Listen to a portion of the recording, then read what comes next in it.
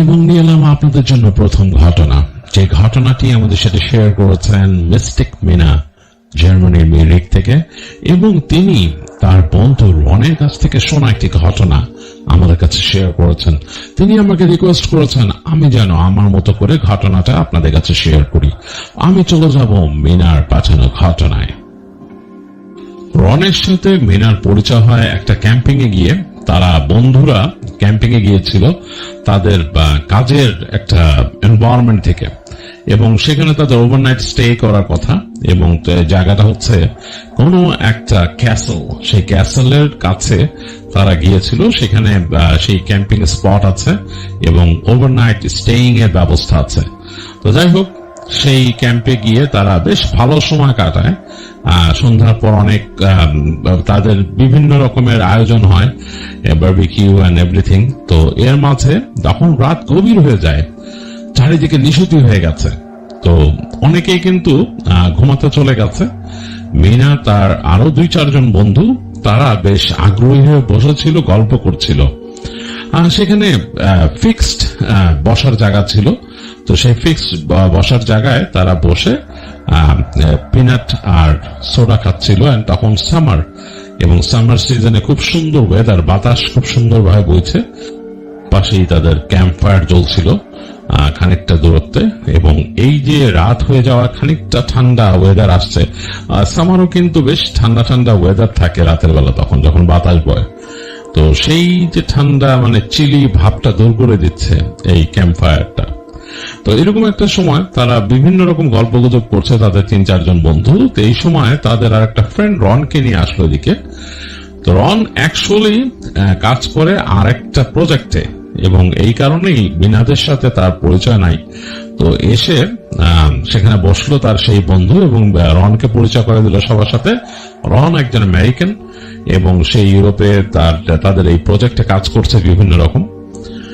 তো বিভিন্ন গল্পে দেখলো যে তাদের এই পরিবেশটা কাইন্ড অফ অনেকটা অ্যাডভেঞ্চারাস হয়ে গেছে, কারণ রাত যত বাড়ছে এই উষ্ণতাটা কিন্তু একটু ঠান্ডা ঠান্ডা হয়ে যাচ্ছে, এবং তাদের এই ক্যাম্প ফায়ারটা নিষ্প্রভ হয়ে যাচ্ছে, মানে বেশ অন্যরকম লাগতেছে।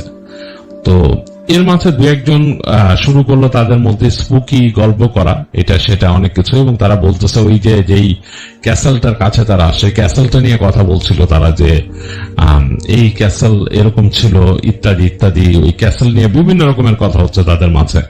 একজন বলতেছে যে এখানে যে কাউন্টের ক্যাসেল ছিল যেখানে আমরা আসছি, এই কাউন্ট অনেক অত্যাচারী ছিল, এবং সে মানুষকে অত্যাচার করতো। তার ডানজেনে অনেক মানুষকে আটকে রাখছে, এবং তাদেরই এখানে সোল আছে, এবং সেই মানুষ বিশ্বাস করে যে এই কাউন্ট নিজেও এমন সব চর্চা করত, সেখানে গণকদের এনে এমন এমন চর্চা করত, যেটার ফলে এখানে মানে একেবারে একটা কার্স ছড়ায় আছে, এখানে মানুষ ভয় পায়।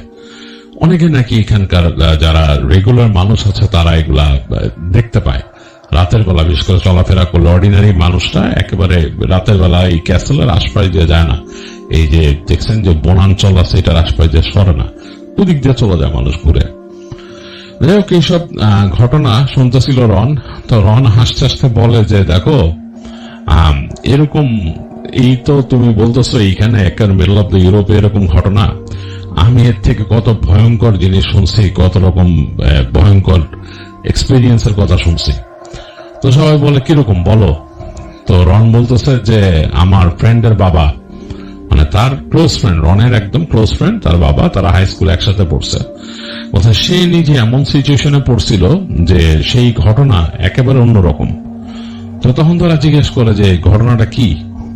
তখন রন বলা শুরু করে তার ফ্রেন্ডের বাবা 70-এর দশকে চাকরি সূত্রে যান ইন্দোনেশিয়ান এলাকায়, এবং সেখানে তার পোস্টিং ছিল, তিনি ওখানে কাজ করছিলেন। তো তার মাঝে তিনি একবার চাকরিতে মানে কাজ করা অবস্থা আহত হন। তো এটাতে তিনি পায়ে বেশ ব্যথা পান, তার হাঁটুতে বেশ ইনজুর্ড হয়। তো তিনি বেশ কিছুদিন ছিলেন রেস্টে, এবং তারপর তাকে তিনি যেখানে চাকরি করতেন তারা বলল যে তোমাকে অবসরে যেতে হবে, কারণ তুমি তো কাজ করতে পারবে না এরকম। তো তিনি অবসর নিয়ে নেন। এর মাঝে তার ওখানে পরিচয় ছিল একজন ইন্দোনেশিয়ান মহিলার সাথে, এবং তার সাথে বেশ সখ্যতা গড়ে ওঠে রনের ফ্রেন্ডের বাবার। এবং তিনি তাকে বিয়ে করেন।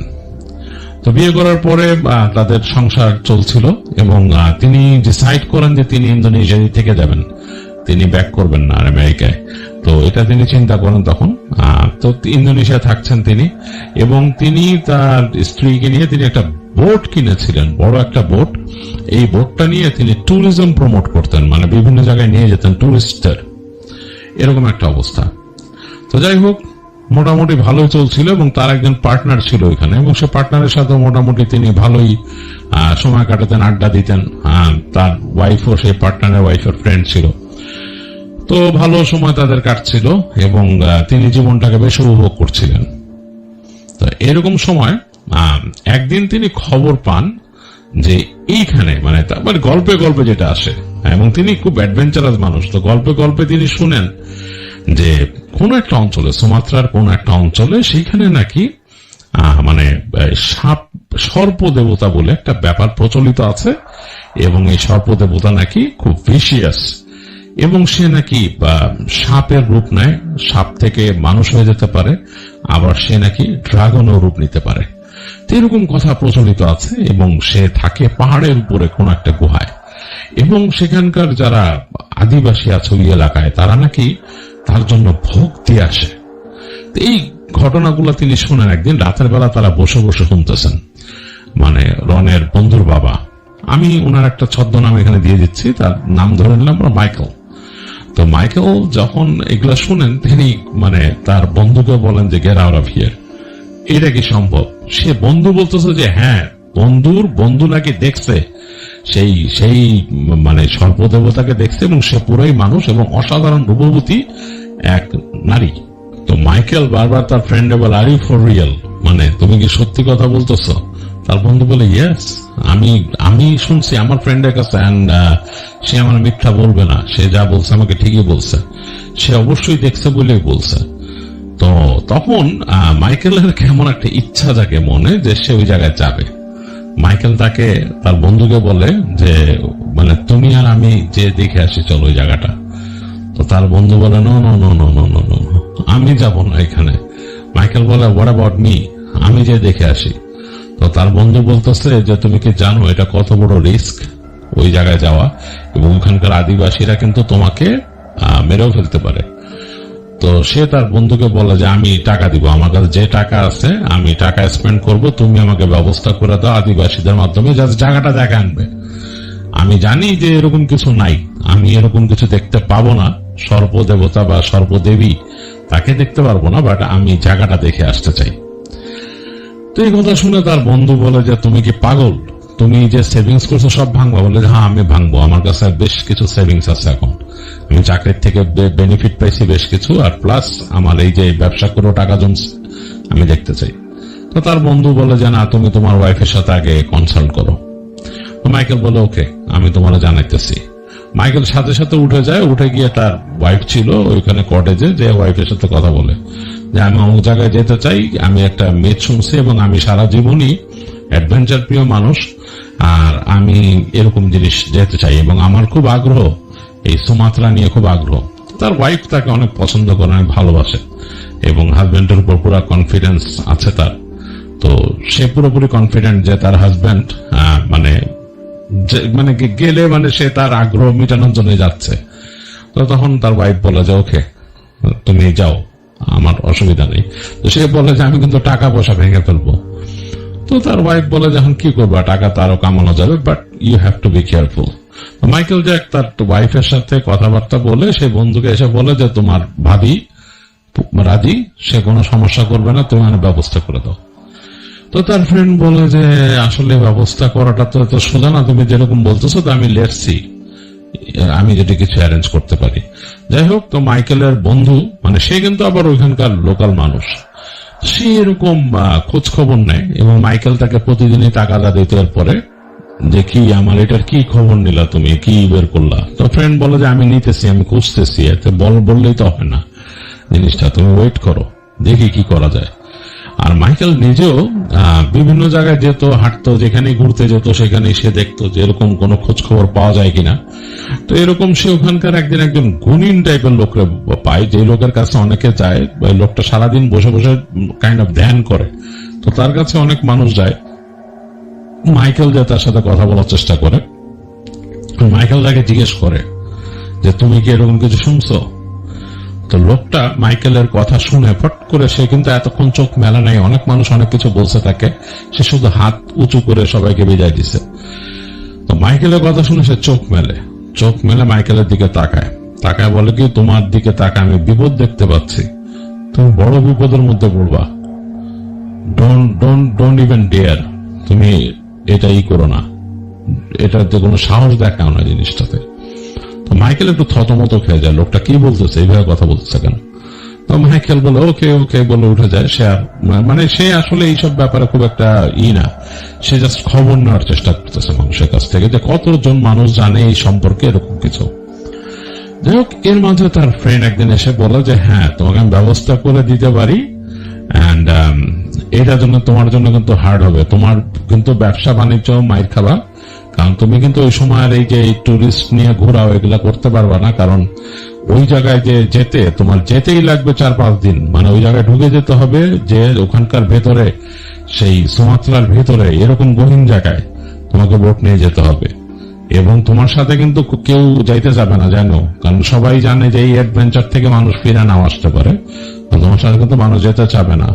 So it would be you, আর যদি তুমি চাও তোমার স্ত্রীকে নিয়ে যেতে, তোমার স্ত্রী হয়তো যাইতে পারে তোমার সাথে, আমি যাব না তোমার সাথে অন্তত, হ্যাঁ, তো এটা তুমি you are on your own. আর এই তো এগুলোই বলে দেয়। তো মাইকেল তখন সেই ফ্রেন্ডকে বলে যে আমার স্ত্রীকে আমি নিব না, বাট আমি রেখে যাব তোমাদের কাছে, but take good care of her, আমি যদি কখনো ফিরে না আসি, আমি অমুক জায়গায় এতটুকু সেভিংস করে রাখছি, এগুলা তাকে সবকিছু বোঝাই টুঝাই দিয়ে ইত্যাদি ইত্যাদি তাকে তোমরা করে দিবে আর কি, টেক কেয়ার করবা। আর আমি যাব, আর ফিরে আসলে তো আমি আসলামই, which I will come back. সে বলে আমি আসবো, ফিরে আসবো, অসুবিধা নেই, ডোন্ট ওয়ারি অ্যাবাউট মি। যাই হোক, মাইকেল ওরকম করে সে তার বোট নিয়ে রওনা দেয়, এবং তার এখানে তার সেই ফ্রেন্ড তাকে সাথে 2 জন তার সাথে ক্রু ম্যানেজ করে দেয়, অনেকই করে, বেশ ভালো টাকা পয়সার বিনিময়। মাইকেলের সেখানে তার রসদ তুলতে হয় যাওয়ার জন্য, 3 জন মানুষের খাবার দাবার, ফিউয়েল ইত্যাদি ইত্যাদি তার বোটে নিয়ে সে রওনা দেয়। বোট কাইন্ড অফ ফাঁকা, কারণ এই বোটের ক্যাপাসিটি আছে প্রায় 20-25 জন মানুষ নিয়ে যাওয়ার মতো, বেশ বড় বোট, লঞ্চ টাইপের আর কি। আর এখানে সে আর 2 জন মানুষ মাত্র, আর কেউ কিন্তু যাবে না তার সাথে, আর সে এক্সট্রা মানুষ নিতেও চায় না। তো এই 2 জনের মধ্যে এদের 2 জনকে অনেক টাকা দিয়ে রাজি করাইছে, এবং ওরা নাকি ওখানকার যে ম্যাপ মোটামুটি চিনে, এবং মাইকেল তাদেরকে নিয়ে রওনা দেয়, এবং যেতে যেতে, এবং তারা ওইখানকার ওই অঞ্চলেরই, তারা ওইখানকারই আদিবাসী। তো তারা ঘুরে ঘুরে তো মাইকেলকে নিয়ে যায়, এবং মাইকেল দেখে যে সুমাত্রা যে অঞ্চলে সে প্রবেশ করে সেই জায়গাটা একসময় জঙ্গলের ভেতর দিয়ে, নদীর মধ্যে দিয়ে ঢুকতেছে, অনেক অন্যরকম, মানে পুরো চেঞ্জ হয়ে যাচ্ছে। সে অনেক জায়গায় গেছিল, কাছাকাছি জায়গায় সে যখন চাকরি করতো অনেক জায়গায় তার যাওয়া হয়েছে, তাদের চাকরির সূত্রেই তাদেরকে যাওয়া লাগতো, কিন্তু এখন দেখা যাচ্ছে আরো ডিপ, আরো ভেতর দিকে ট্রাভেল করতেছে, এবং যেতে যেতে যে পাহাড়গুলো পড়তেছে সেগুলো আরো অনেক উঁচা, অন্যরকম, মানে ডিফারেন্ট। মাইকেলের কাছে একদম অন্যরকম লাগছে, এবং রাত যখন হয়ে যাচ্ছে তখন এই জঙ্গলের পরিবেশ অন্যরকম হয়ে যাচ্ছে, জঙ্গল লাইভ হয়ে যাচ্ছে, মানে একেবারে রাতের সেই জঙ্গলের শব্দগুলো আসে, মনে হয় যে নিশাচর পাখি ডাকতেছে, দূরে বাঘের শব্দ শুনতে পায়, মানে অন্যরকম, বাঘ যে ডাকতেছে আহম আহম করে সেই শব্দ আসতেছে এরকম। তো দেখা যাচ্ছে যে একটা জায়গা দিয়ে যাওয়ার সময় তারা ভয় পায়, তার সাথে 2 জন নাবিক বেশ ভয় পায়, তারা উঠে সেই ইসের কাছে চলে আসে মাইকেলের রুমে। মাইকেল যেখানে, মাইকেল তো বসে থাকতো ওইখানে, মাইকেলের রুমে চলে আসে রাতের বেলা। তারা এসে বলতেছে যে এখানে টেম্পল টাইগার আছে। বলতে টেম্পল টাইগার মানে, বলে এখানে একটা মন্দির আছে, মন্দিরের কাছে বাঘ থাকে, এবং এই বাঘটাকে সবাই বলে যে এটা আসল বাঘ না, এ ডিফারেন্ট, এর এলাকা দিয়ে মানুষ চলাফেরা করতে ভয় পায়, কোনো যায় না এখান থেকে, কোনো মানে যারা বোটম্যান তারা এখান থেকে যায় না, তো মাইকেল বলে যে না না, ডোন্ট ওয়ারি, এটা জাস্ট টাইগার, এটা নিয়ে এত চিন্তা করার কিছু নাই, তোমরা যাও। বলে যে না, আমরা এই কেবিনেই ঘুমাইতে চাই। তো মাইকেল বলে আচ্ছা তাহলে তোমরা ঘুমাও। মাইকেল কিন্তু থামে নাই, সে মোটামুটি সামান্য কিছু ব্রেক দেয় এবং সে মোটামুটি এগিয়ে যায় লাইট মেরে মেরে রাতের বেলাও তার সেই বোট নিয়ে। তো ওইখান দিয়ে যাওয়ার সময় তার নাবিকগুলা দুইজন ঘুমায় গেছে তার কেবিনে, এবং মাইকেল আস্তে আস্তে করে তার বোট নিয়ে যাচ্ছে রাতের বেলা, এবং মানে সেই জঙ্গলের নদী, আকাশের চাঁদের আলো হালকা পড়ছে সেখানে গাছপালার ভেতর দিয়ে, অন্যরকম একটা পরিবেশ, এবং রাতের নিশাচর সেই পাখির ডাক, বিভিন্ন প্রাণীর ডাক, এরকম। তো মাইকেলের লাইটটা হঠাৎ করে যে পড়ে একটা কোনায়, সে মনে হয় দেখতে পায় যে একটা লম্বা একটা মানুষের মতো দাঁড়ায় আছে একটা বাঁকের মধ্যে, এবং মানুষটা কি মনে হচ্ছে একটা নারী, এবং তার চুল অনেক বড়, এবং চুলটা উস্কো খুস্কো বড়, এবং গায়ের যে স্কিনের কালার সেটা ট্যান, মানে এক্সট্রিমলি ট্যান কালারের স্কিন, এবং সে যে সাদা কাপড় পরা সেটা মনে হচ্ছে বাতাসে ভাসতেছে। এবং একেবারে সেই বাঘটা, মানে জিনিসটা হচ্ছে এরকম করে তাদের যে ক্যানালটা, মানে যেই খাল দিয়ে সে যাচ্ছে বড়, সে এইভাবে বাঘ নিয়ে গেছে অনেকটা শার্প একটা টার্ন, সেই কোনায় সে মনে হচ্ছে যে দেখছে এরকম, মানে পরে গ্ল্যান্স। তো সে যখন তার এখানে তার যে হুইলের পাশে যে লাইটটা সে ঘোরায় মারছে ওদিকে, তখন দেখ ওখানে নাই, মানে 1 সেকেন্ডের মধ্যে সে একটু আগে কিন্তু খেয়াল করতো চোখের কোনা দিয়ে, এখন দেখে নাই, লাইটটা পুরো ঘুরে আসলো নাই। তো মাইকেল একটু অন্যরকম হয়ে গেল যে কি দেখলাম এটা, মানে একদমই ডিফারেন্ট টাইপ অফ একটা সিন, এটা কেমনে কেমনে কি হলো। তো সে লাইটটাকে আবার সামনের দিকে মারলো, মেরে যাচ্ছে। একটু পরে মনে হলো যে মানে হাজার হাজার বাদুড় এসে পড়লো তার বোটের উপরে। প্রথমে মাইকেল বুঝতে পারে এটা বাদুড় নাকি, সে মনে হলো যে অনেকগুলো কিছু একটা বাড়ি মারলো তার বোটের উপরে, কাঠের বডি তো পাশে উপরে, মনে হলো মানে বাড়ি খেলো বিশাল একটা জোরে, এবং সাথে সাথে ডানা ছটফট ছটফট ছটফট ডানা, মানে সে বুঝলো যে কোনো মানে পাখির ঝাঁক যদি এসে পড়ে যেরকম লাগে সেরকম। তো সে বোঝার চেষ্টা করলো কি, তো লাইটটাকে যখন উপরে উঠেছে তার লাইটের সামনে দিয়ে সে দেখতেছে কালো কালো বাদুর উঠতেছে এলোমেলো ভাবে, মানে এগুলা ঘুরতেছে আর উঠতেছে। তো এই বাদুর গুলা বেশ বড়, মানে ফ্লাইং ফক্সের মতো এত বড়।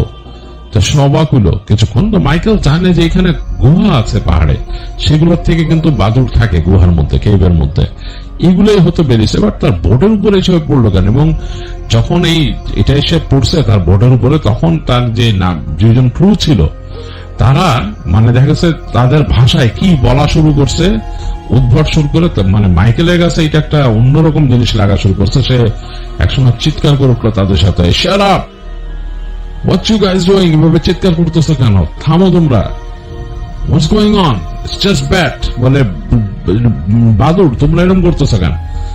তো ওরা তো আর শান্তছে না, ওদের মতো বলতেছে। তো সে বিরক্ত হয়ে গেল। তো বেশ খানিকক্ষণ এই বাদুড় তার এই বোটের মধ্যে এরকম এসে পড়লো। সে দেখলো যে মানে বেশ এসে বাড়ি বুড়ি খাচ্ছে, কঠিন অবস্থা।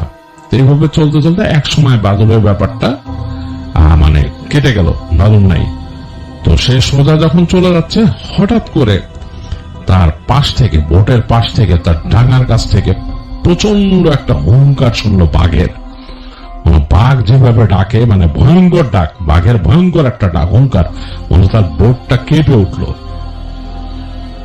তো বেশ ভয় পেয়েছে মাইকেল, কারণ এই ডাকটা তার একেবারে বুকের মধ্যে যেয়ে লাগছে, এবং তার কাছে মনে হলো যে খুব একা। এবং তার সাথে ক্রু দুজন একটা শব্দ করে, মানে কেমন ভয়ের পর শব্দ করে একদম রুমের কর্নারে যে ঠেকছে, মানে এরকম অবস্থা। এবং আসলে হুঙ্কারটা এমন ভয়ের ছিল, মনে হলো যে তার যে কেবিন এটা কাঁপতেছে থরথর করে এরকম শব্দে, একদম কাছে রাখছে, মানে বাঘটা আশেপাশে ছিল।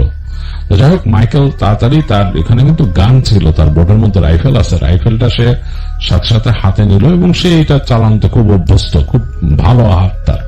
যাই হোক, সে নিয়ে সে তার হুইল থেকে রাখলো এবং এগিয়ে যেতে থাকলো। এবং সে লাইটটা মারতেছে আশেপাশে বাঘ দেখা যায় কিনা কোথাও, বা বাঘ এসে কোনো আক্রমণ করে কিনা।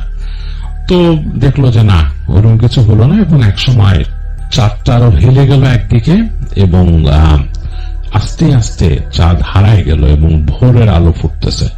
এই সময় মাইকেলের চোখ লেগে আসতেছে, সে আর জেগে থাকতে পারতেছে না, তার চোখ ধরে রাখা কষ্ট, সে হুইল ধরে রাখছে অনেক কষ্ট এবং তার ইঞ্জিন আস্তে আস্তে চলতেছে, এরকম একটা অবস্থা।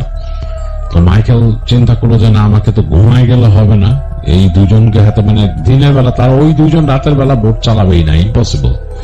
তো সে চোখের মাঝে যে পানি দিয়ে অনেক কষ্টে, তার এখানে কফি রাখা ছিল, সে কফি খেয়ে, ব্ল্যাক কফি, এবং সেই কফি একদম মানে পোড়া পোড়া হয়ে গেছে এরকম অবস্থা, মানে অনেকক্ষণ ধরে পার্কুলেটরের মধ্যে বসা কফি, এই ব্ল্যাক কফি খেয়ে সে চেষ্টা করলো, পারতেছেই না জেগে থাকতে। তো তখন সে ওই দুজনকে ডেকে উঠাইলো, ততক্ষণে আলো বের হয়ে গেছে। তাকায় দেখতেছে যে সামনে একেবারে নিবিড় বন, মাঝখান দিয়ে ক্যানেল যাচ্ছে, ক্যানেলটা বয়ে গেছে, নিবিড় বন, গাছপালার পাতা টাতা ছড়ায় আছে চারিপাশে, অন্যরকম একটা জঙ্গল। তো সে দুজনকে বলল যে তোমরা যেতে থাকো, চলতে থাকো, আমাকে একটু রেস্ট করতে হবে, কারণ আমি আর জেগে থাকতে পারতেছি না। তো ওরা দুজন কোনো কথা বললো না, তাদের হাতে একজনকে হুইল বুঝাই দিয়ে সে হেঁটে চলে গেল, যে তার যে রুমটা ছিল, রুমের মধ্যে মাইকেল যে শুয়ে পড়লো, এবং শুয়ে পড়ার পর তার আর কিছু খেয়াল নাই, সে একদম মানে ডিপ ঘুম। তার যখন ঘুম ভাঙছে, তখন মানে তাকে এসে ডাকতেছে তার একজন ক্রু। তো সে উঠলো, উঠে তাকায় দেখতেছে বাইরে সূর্য হেলে গেছে, মানে সারাদিন সে ঘুমাইছে। তাকে ক্রু বলতেছে যে আমরা তো আর এগোতে পারবো না, সামনে দেখো।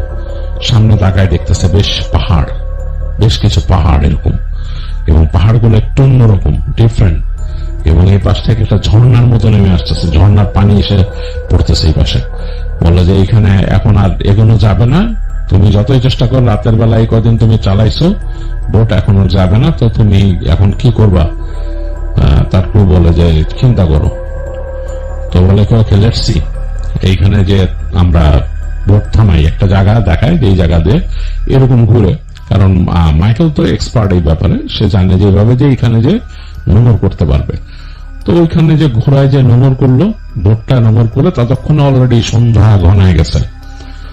তো বসছে তারা খাবার, মাইকেল বলতেছে ক্রুদেরকে যে তোমরা কিছু খাও নাই, আমার জন্য কিছু খাবার রাখো নাই, খুব খিদা লাগছে আমার। তো ওই দুজন তাদের ওই টুকিটাকি রান্না বাড়া ছিল সেগুলা অ্যাড করে তার জন্য খাবার নিয়ে আসতেছে মাইকেলের জন্য।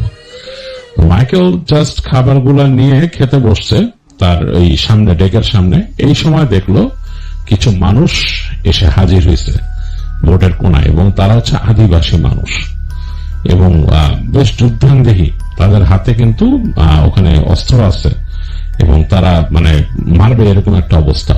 এবং অস্ত্র বলতে কিন্তু সেই প্রাচীন অস্ত্র না, আধুনিক অস্ত্রই আছে তাদের হাতে, মানে সেই অটোমেটিক রাইফেল।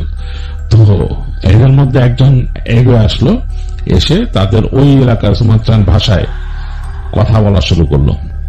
তো যেই লোকটা তাদের মধ্যে একটু নেতা গোছর ছিল, সে সামনে চলে আসলো, এসে বললো তোমরা কারা, এখানে কেন ঢুকছো, এটা নিষিদ্ধ জোন, এখানে কেন আসছো তোমরা?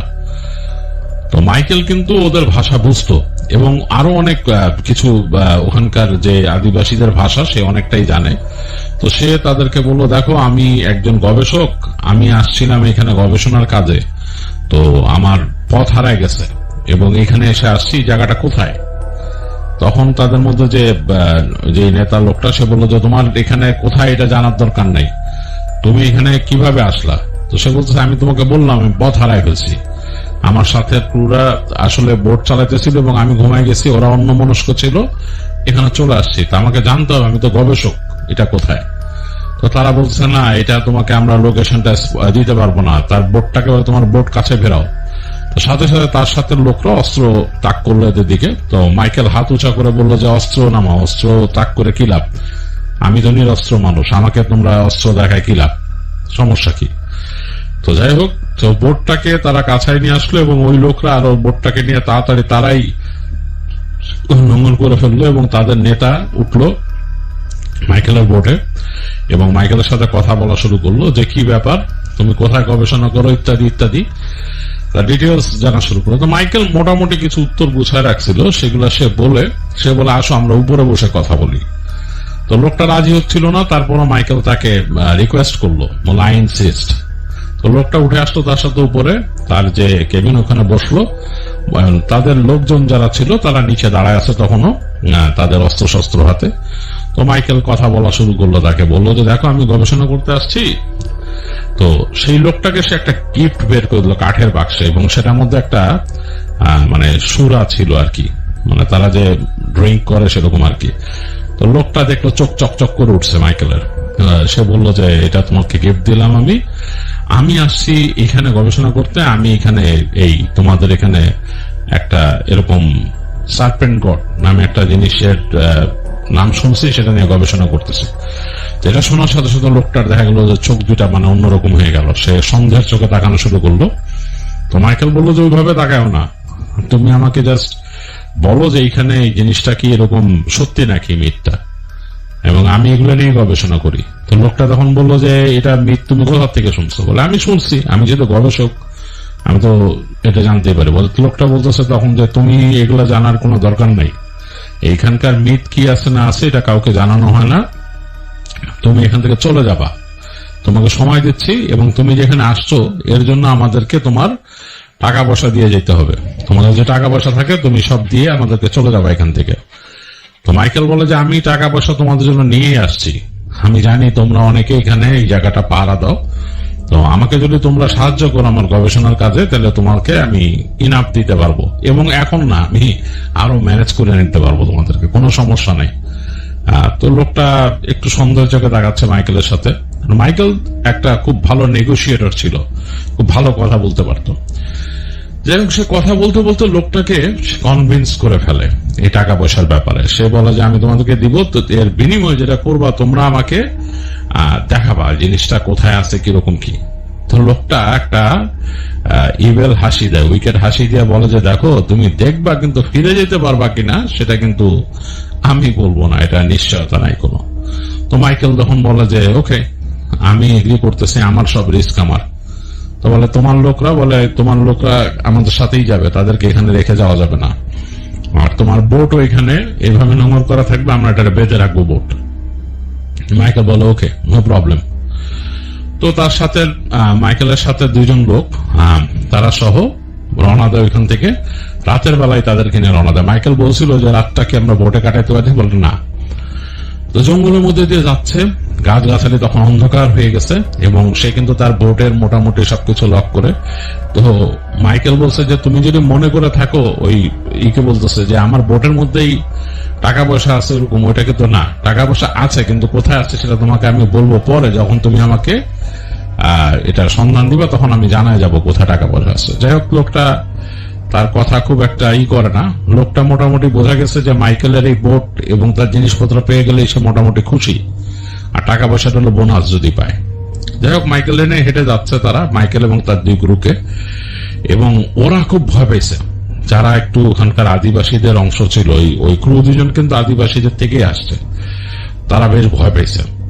তো যাই হোক, রাতের বেলা হাঁটতেছে এবং বিভিন্ন রকম ডাক, এগুলোতে সে আরো ভয় পেয়ে যাচ্ছে দুইজন ক্রু। অনেক দূর আঁকা বাঁকা পথ, মাইকেল এতটা বুঝতে পারলো না কোথা দিয়ে আসছে, এবং ওরাই ছিল ওই রাস্তা। এসে একটা ক্যাম্পের মধ্যে দেখলো যে ওখানে ক্যাম্প ফায়ার জ্বলতেছে, সেখানে নিয়ে আসলো, এসে বসতে দিল মাইকেলদের, এবং বসতে দিয়ে তারপর কথাবার্তা বললো। এবং মাইকেলের যে তাদের জন্য যে জিনিস নিয়ে আসছিল সুরুয়া, যেটা মাইকেলের কাছে ছিল, মানে একটা বিদেশি মদের বোতল, সেটা সে তাদেরকে দেয়। তো ওই লোক সেই বোতল নিয়ে যায় ভিতরে, তার মতো সে চেখে দেখে ওইটা আরো। আর তারপর অনেকক্ষণ সময় পার হয়ে যায়, মাইকেল বলে আমাদের কিছু খাবার দাবার দাও। তো দেখা যায় হ্যাঁ, খাবার দাবার তাদেরকে দেয়, এবং রাতের বেলা তাদেরকে একটা তাদের লোকাল ড্রিঙ্ক খাওয়ায় ওইখানে। এবং তারপর দেখে আগুনের পাড়ে তাদের ওইখানে একটা নৃত্য হয়, এবং সে নাচটা দেখায় তাদেরকে। নাচটা বেশ ভয়ঙ্কর, মানে যেহেতু তাদেরকে এক ধরনের পানীয় দিছে, সে পানীয় খেয়ে তার মাইকেলের কাছে আরো অন্যরকম লাগা শুরু করে। ক্যারেক্টার গুলো, মাস্ক পরা ক্যারেক্টার গুলো নাচে সামনে এসে, মাইকেলের কাছে আরো অন্যরকম লাগা শুরু করে, এবং তার কাছে মনে হয় যে এখানে অশরীরী কিছুর প্রভাব বিস্তার হচ্ছে, মানে এটা নর্মাল না। তো মাইকেল এক পর্যায়ে বলে আমি একটু ঘুমাইতে চাই, আমার মাথায় হইতেছে। লোকটা হাসতে থাকে, হাসতে হাসতে বলে যে তুমি আমাদের এই সামান্য নাচই দেখতে পারো না, তুমি যে যাবা ওইখানে মাইকেল বলে যে ওকে, এটা পরে কথা হবে। তো রাতের বেলা মাইকেল যে তাঁবুতে ঘুমায়, তার খুব ভয়ঙ্কর কিছু দুঃস্বপ্ন দেখে সে, এবং স্বপ্নটা এত ভয়ের ছিল বলার মতো না। সে স্বপ্নে দেখে যে একটা তার মুখের উপরে একটা সাপ এরকম ঘুমের মধ্যে দেখতেছে, যে তাকে এরকম জিভ বের করে করে দেখাচ্ছে রাত, মানে সে চোখ মেলছে ঘুমের থেকে, স্বপ্নে দেখতেছে আর কি, যে সে চোখ মেলছে, দেখতেছে একটা সাপ জিভ বের করে করে লক লক করতেছে তার মুখের উপরে। ভয়ে চিৎকার করে উঠে মাইকেল, উঠে দেখে যে সে একটা তাঁবুতে চুপচাপ শুয়ে আছে, কেউ নাই, পুরা নীরব নিথর তাঁবু, এবং তার কাছে মনে হয় তাঁবুর আশপাশ যে সর সর সর করে শব্দ হচ্ছে বিভিন্ন রকম।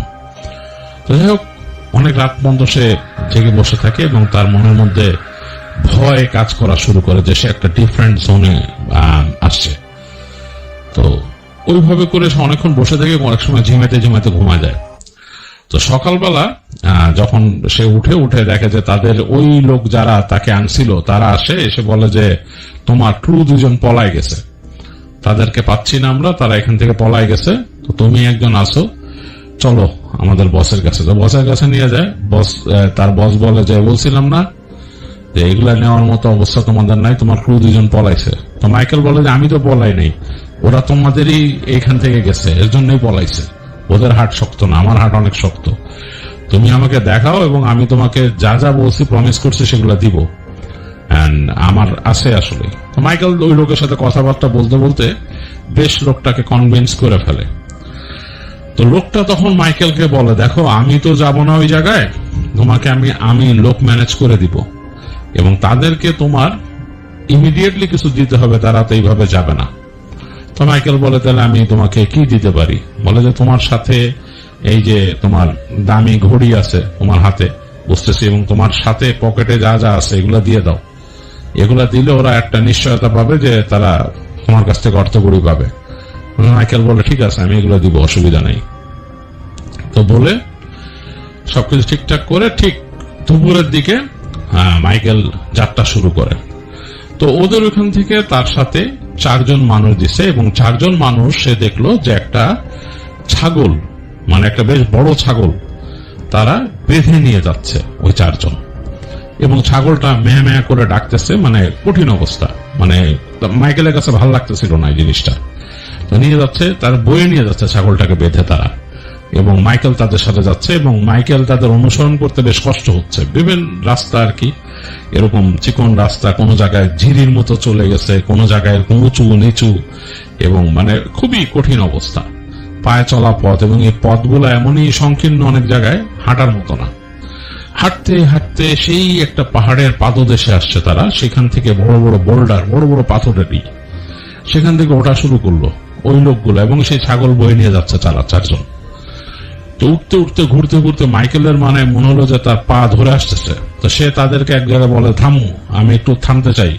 তো তারা তাদের মাথা নাড়তে থাকে যে না, থামা যাবে না, মানে তারা এখানে এতক্ষণ থাকবে না।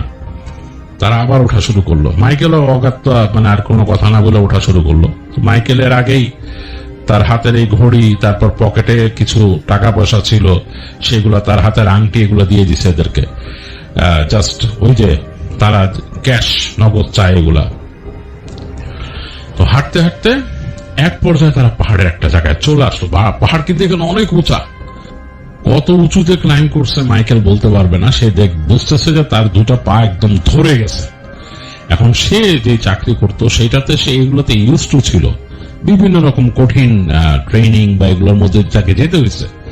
তো তার কাছে এটা ব্যাপার লাগার কথা না, কিন্তু এত রুক্ষ পাহাড়, এত খাড়া, এটাতে উঠতে যে তার 2টা পা ধরে গেছে, ছিঁড়ে যাবে এরকম একটা অবস্থা। তো ওই লোকগুলো যেহেতু আদিবাসী, তারা অভ্যস্ত, তাদের কাছে এটা ব্যাপার না। তো একটা জিনিস মাইকেল বুঝলো যে এখন যেখানে আছে সেখানে মেঘের আনাগোনা আছে, মানে বেশ উঁচু, মেঘ ছেয়ে ছেয়ে যাচ্ছে। তো ওই সাথের যে 4 জন এবং ওই যে ছাগল বই নিয়ে যাচ্ছে, তারা শীষ দিল মাইকেলকে। তো মাইকেল তাকানোর পরে তাকে দেখাচ্ছে যে উপরে অন্ধকার হয়ে যাচ্ছে, একটা জায়গায় উঠে গিয়ে এক চিলতে একটা পাথরের বারান্দার মতো, এবং তার পাশে একটা গুহা মুখ, ওই জায়গায় দেখাই দিতেছে মাইকেলকে ওই জায়গায় যেতে হবে। তো মাইকেল জাস্ট মাথা নাড়লো। তো তারা হাঁটা দিল। মাইকেল এখনো বুঝে পাচ্ছে না যে এই ছাগলটাকে ওরা কেন আনছে সাথে করে। হাঁটতে হাঁটতে এক পর্যায়ে তারা চলে আসলো সেই যে ওই গুহার মুখের কাছে। ওইখানে যে দেখলো তারা সাবধান হয়ে গেছে এবং ওই ছাগলটা অস্থির হয়ে মানে বারবার ডাকাডাকি করতেছে। তো মাইকেলকে তারা ডাকলো সামনে, এরকম করে হাত দিয়ে এরকম ডাকতেছে। মাইকেল কাছে আসলো, তাকে বলতেছে সামনে যাও। মাইকেল তাদের ভাষা কিছু বুঝতেছে ভালোই, বলছে যে সামনে যাও। তো মাইকেলটা বলছে আগে যেতে সামনে। মাইকেল এগিয়ে গেল একটু একটু করে, ওদের পার হয়ে গেছে কিন্তু মাইকেল পার হয়ে গুহামুখের কাছে আসতেছে। তো গুহামুখের কাছে এসে দেখতেছে ওই পাশে কিন্তু মেঘ জড়ো হয়ে গেছে এবং মেঘটা এত ডেন্সড মেঘ যে নিচের কিচ্ছু দেখা যাচ্ছে না, মনে হচ্ছে ঝাপসা পুরা কুয়াশায় ছাওয়া, নিচে কিচ্ছু দেখা যাচ্ছে না, এত উঁচু থেকে নিচে মেঘ, এরকম একটা অবস্থা। তো মাইকেল মাথা নাড়লো যে এখান থেকে পড়লে যে কি অবস্থা হবে বুঝতে পারতেছে। গুহার ভেতর দিকে সে দেখলো অন্ধকার, মানে কোনো নাই, আলো নাই। তো সে লোকদের দিকে এভাবে তাকাইলো যে অন্ধকার ভিতরে। তো ওই লোকগুলা তাকে একটা মোমবাতি ধরায় দিল হাতে, মোমবাতি ধরায় দিল আর একটা ম্যাচ, এবং সেই ম্যাচও স্যাঁতস্যাঁতে, মানে এটা ধরানোর মতো অবস্থা, মানে ধরবে কিনা হুনোস। তো মাইকেল ওই ম্যাচ আর মোমবাতিটা নিয়ে তার যে প্যান্ট ছিল, তার ওখানে কার্গো প্যান্ট পরা, সেটা পকেটে ঢুকাইলো। ঢুকানোর পর লোকগুলো আস্তে আস্তে হেঁটে আসছো ছাগলগুলা নিয়ে। এসে গুহামুখের কাছে ছাগলটা আরো বেশি চিৎকার করা শুরু করছে। গুহামুখের কাছে নিয়ে ছাগলটাকে এরকম সামনে বাড়ায়, দুইজন হেঁটে ঢুকলো আর দুইজন পিছনে বেড় দিয়ে আসছে যাতে ছাগলটা পিছন দিকে না চলে আসলো।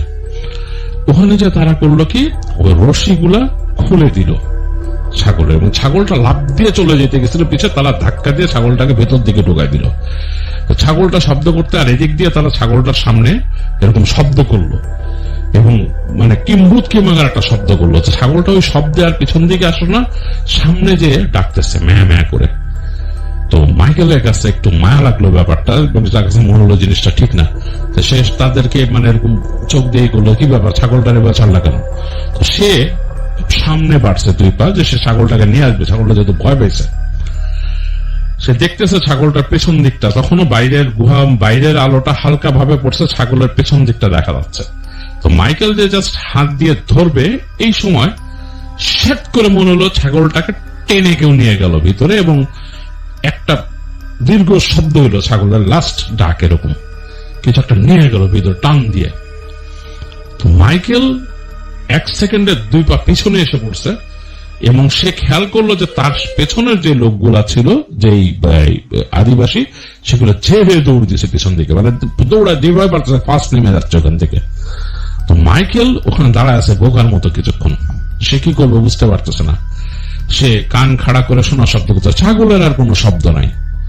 একটু পরে সে কেমন উদ্ভট বিদঘুটে শব্দ পাওয়া শুরু করলো গুহার ভিতর থেকে, এবং মনে হচ্ছে যে মানে কেমন একটা শব্দ, মানুষ যদি বা কোনো মানুষ বা মানুষই অ্যাকচুয়ালি যদি কিছু খায়, খুব মানে দিয়ে মানে মুখ দিয়ে এরকম করে গিলতে থাকে, খুব বুভুক্ষ মানুষ এরকম শব্দ হয়, সেরকম একটা শব্দ হচ্ছে এখানে, কেমন জানি মাইকেলের কাছে বেশ অন্যরকম। তারপর মনে হলো যে কিছু টেনে ছিঁড়ে ফেললে যেরকম শব্দ হয় সেরকম শব্দ হচ্ছে। মাইকেল ভয় পেয়ে গেল, সে আস্তে করে পকেটে গেল, তার কাছে ফ্ল্যাশ লাইট নাই, সে পকেটে হাত দিয়ে মোমটা নিল। মোমটা নিয়ে এই যে ম্যাচের যে তাকে দিছে, ম্যাচটা হচ্ছে ম্যাচ, এটা হচ্ছে বুক অফ ম্যাচেস, মানে এইটা কিন্তু কাগজের প্যাকেটের মধ্যে, ম্যাচের কাঠিগুলো কাগজের মোটা, তার মাথায় ম্যাচের বারুদ দেওয়া আর কি। তো সে অনেক কষ্ট ছিঁড়ল, কাঠি ছিঁড়ে সে বারবার ঘষা দিচ্ছে, আগুন জ্বলতেছে না। অনেকবার ট্রাই করলো এবং সে বারবার বলতো, একবার সে দিল, একবার করে একটু আগুন জ্বলে উঠলো। এক নজর আগুন জ্বলছে, এই অন্ধকারের মধ্যে সে একটা জিনিস খেয়াল করলো যে গুহার ভেতরের অংশে অনেক দূর গভীরতা বোঝা যাচ্ছে, ওই 1 সেকেন্ডে সে যা দেখছে গ্লেন্সে, ওইখানে কেউ একজন বসে আছে মানুষের মতো, কালো একটা ক্লোথ পরা, তার হাতে ছাগলটা ধরা, এবং ছাগলটার অনেকটা অংশ মানে মানে হয়ে গেছে, ক্ষত বিক্ষত এরকম আর কি, মানে ওইটা হয়ে গেছে। তো এই সিনটা দেখে প্রচন্ড ভয় পাইছে মাইকেল 1 সেকেন্ড, এবং সে মানে ভয়ের চোটে আরেকটা ম্যাচ তাড়াতাড়ি টেনে আবার দেখছে জ্বলতেছে না, এবং সে পিছন দিকে আসতেছে গুহামুখের কাছে। তো গুহামুখের একদম কাছে চলে আসলো সে, তখন সেইখান থেকে দেখতেছে আলো পিছনে মেলায় যাচ্ছে, কেউ নাই, এবং ভিতরে সে শব্দ কিন্তু হচ্ছেই। সে কয়েকবার ট্রাই করে একবার সে আগুনটা জ্বললো, কাঠিটা একটু স্টিডি হয়েছে, সে মোমের আগায় ধরলো, মোমটার সলতে জ্বলে উঠছে। তারপর সে আস্তে করে মোমটা যাতে নেমে না যায় বাতাসে, কারণ আগুন জ্বালানো খুব কঠিন, ম্যাচটাকে সে পকেটে আবার রেখে মোমটাকে সামনে বাড়ায় সামনে গেল।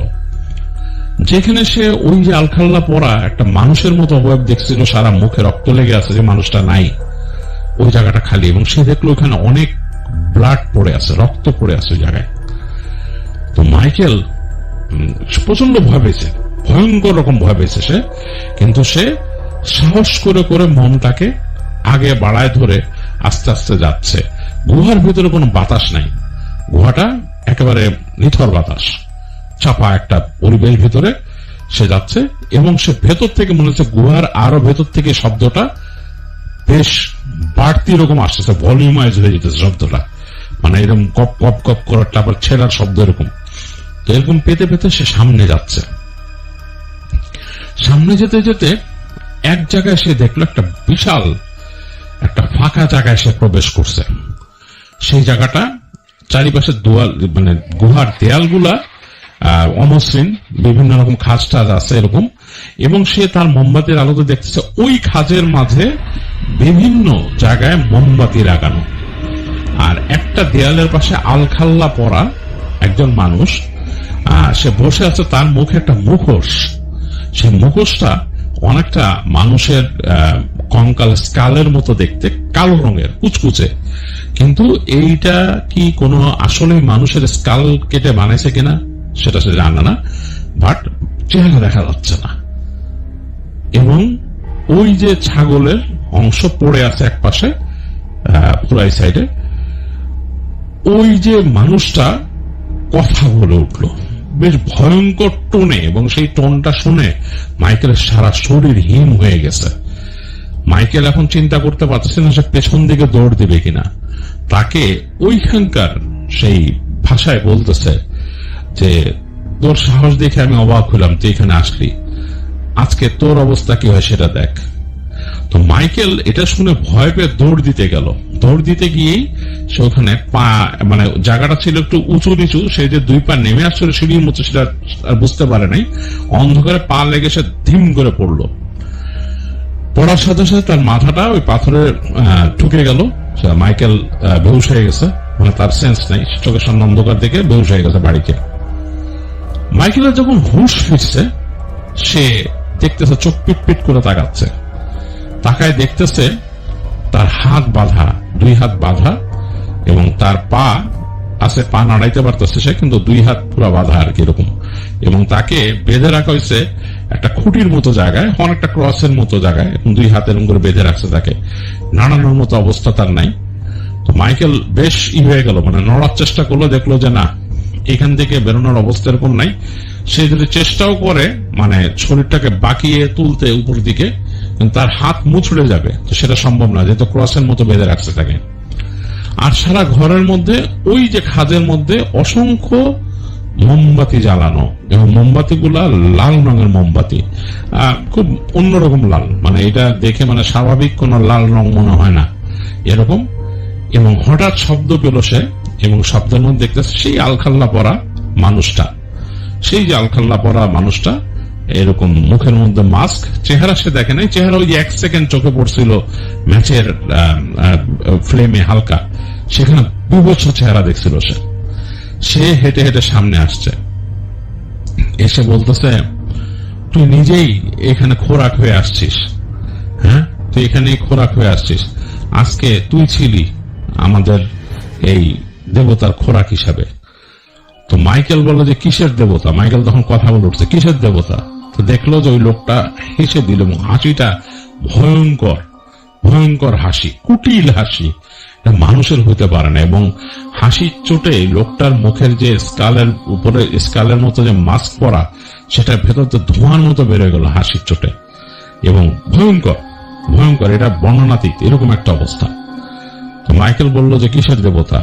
আমি এখানে জানি কোন একটা প্রাণী আছে, ভয়ঙ্কর প্রাণী আছে, যেটা হয় সেই প্রাণীরা তোরা এখানে খাবার দিস, তো এই খাওয়া সেখানে, এবং তোরা এই উদ্ভট এই আচার অনুষ্ঠান করিস এখানে, তোদের লজ্জা লাগে না? মাইকেল বলতেছে তোদের লজ্জা লাগে না? সেই মনি। তো ওই লোকটা আবার হাসতেছে বলে ওকে সময় আসুক। লোকটা বলতে সময় আসুক, তুমি থাক, আমি এখন চলে যাব। আর লোকটা তার দিকে তাকাইছে, বলতেছে যে তোর কিন্তু আজকে শেষ দিন, এটা জেনেই তুই এখানে আসছিলি। তো মাইকেল বলে যে না, আজকে আমার শেষ দিন না, আমার সেই দিন হবে যেদিন নাকি গড অলমাইটি চাবে। গড অলমাইটি যদি আজকে আমার শেষ দিন লেখা থাকে এখানে, তো এইখানেই হবে। আর তিনি যদি তোর সেই দিন লেখা থাকে, তোদের সেই দিন লেখা থাকে, তাহলে সেটাও এখানে হবে, এটা মনে রাখিস। তো লোকটা হাসা শুরু করলো, ভয়ঙ্কর হাসি, চারিদিকে প্রতিধ্বনি হইতেছে গুহার মধ্যে, ভয়ঙ্কর। তো বলতেছে যে তুই একটু পরেই বুঝতে পারবি।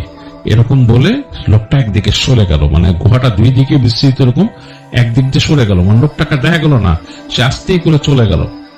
মাইকেল সম্পূর্ণ একা, তার কাছে ভয় লাগতেছে গুহার মধ্যে, মানে অন্যরকম লাগতেছে।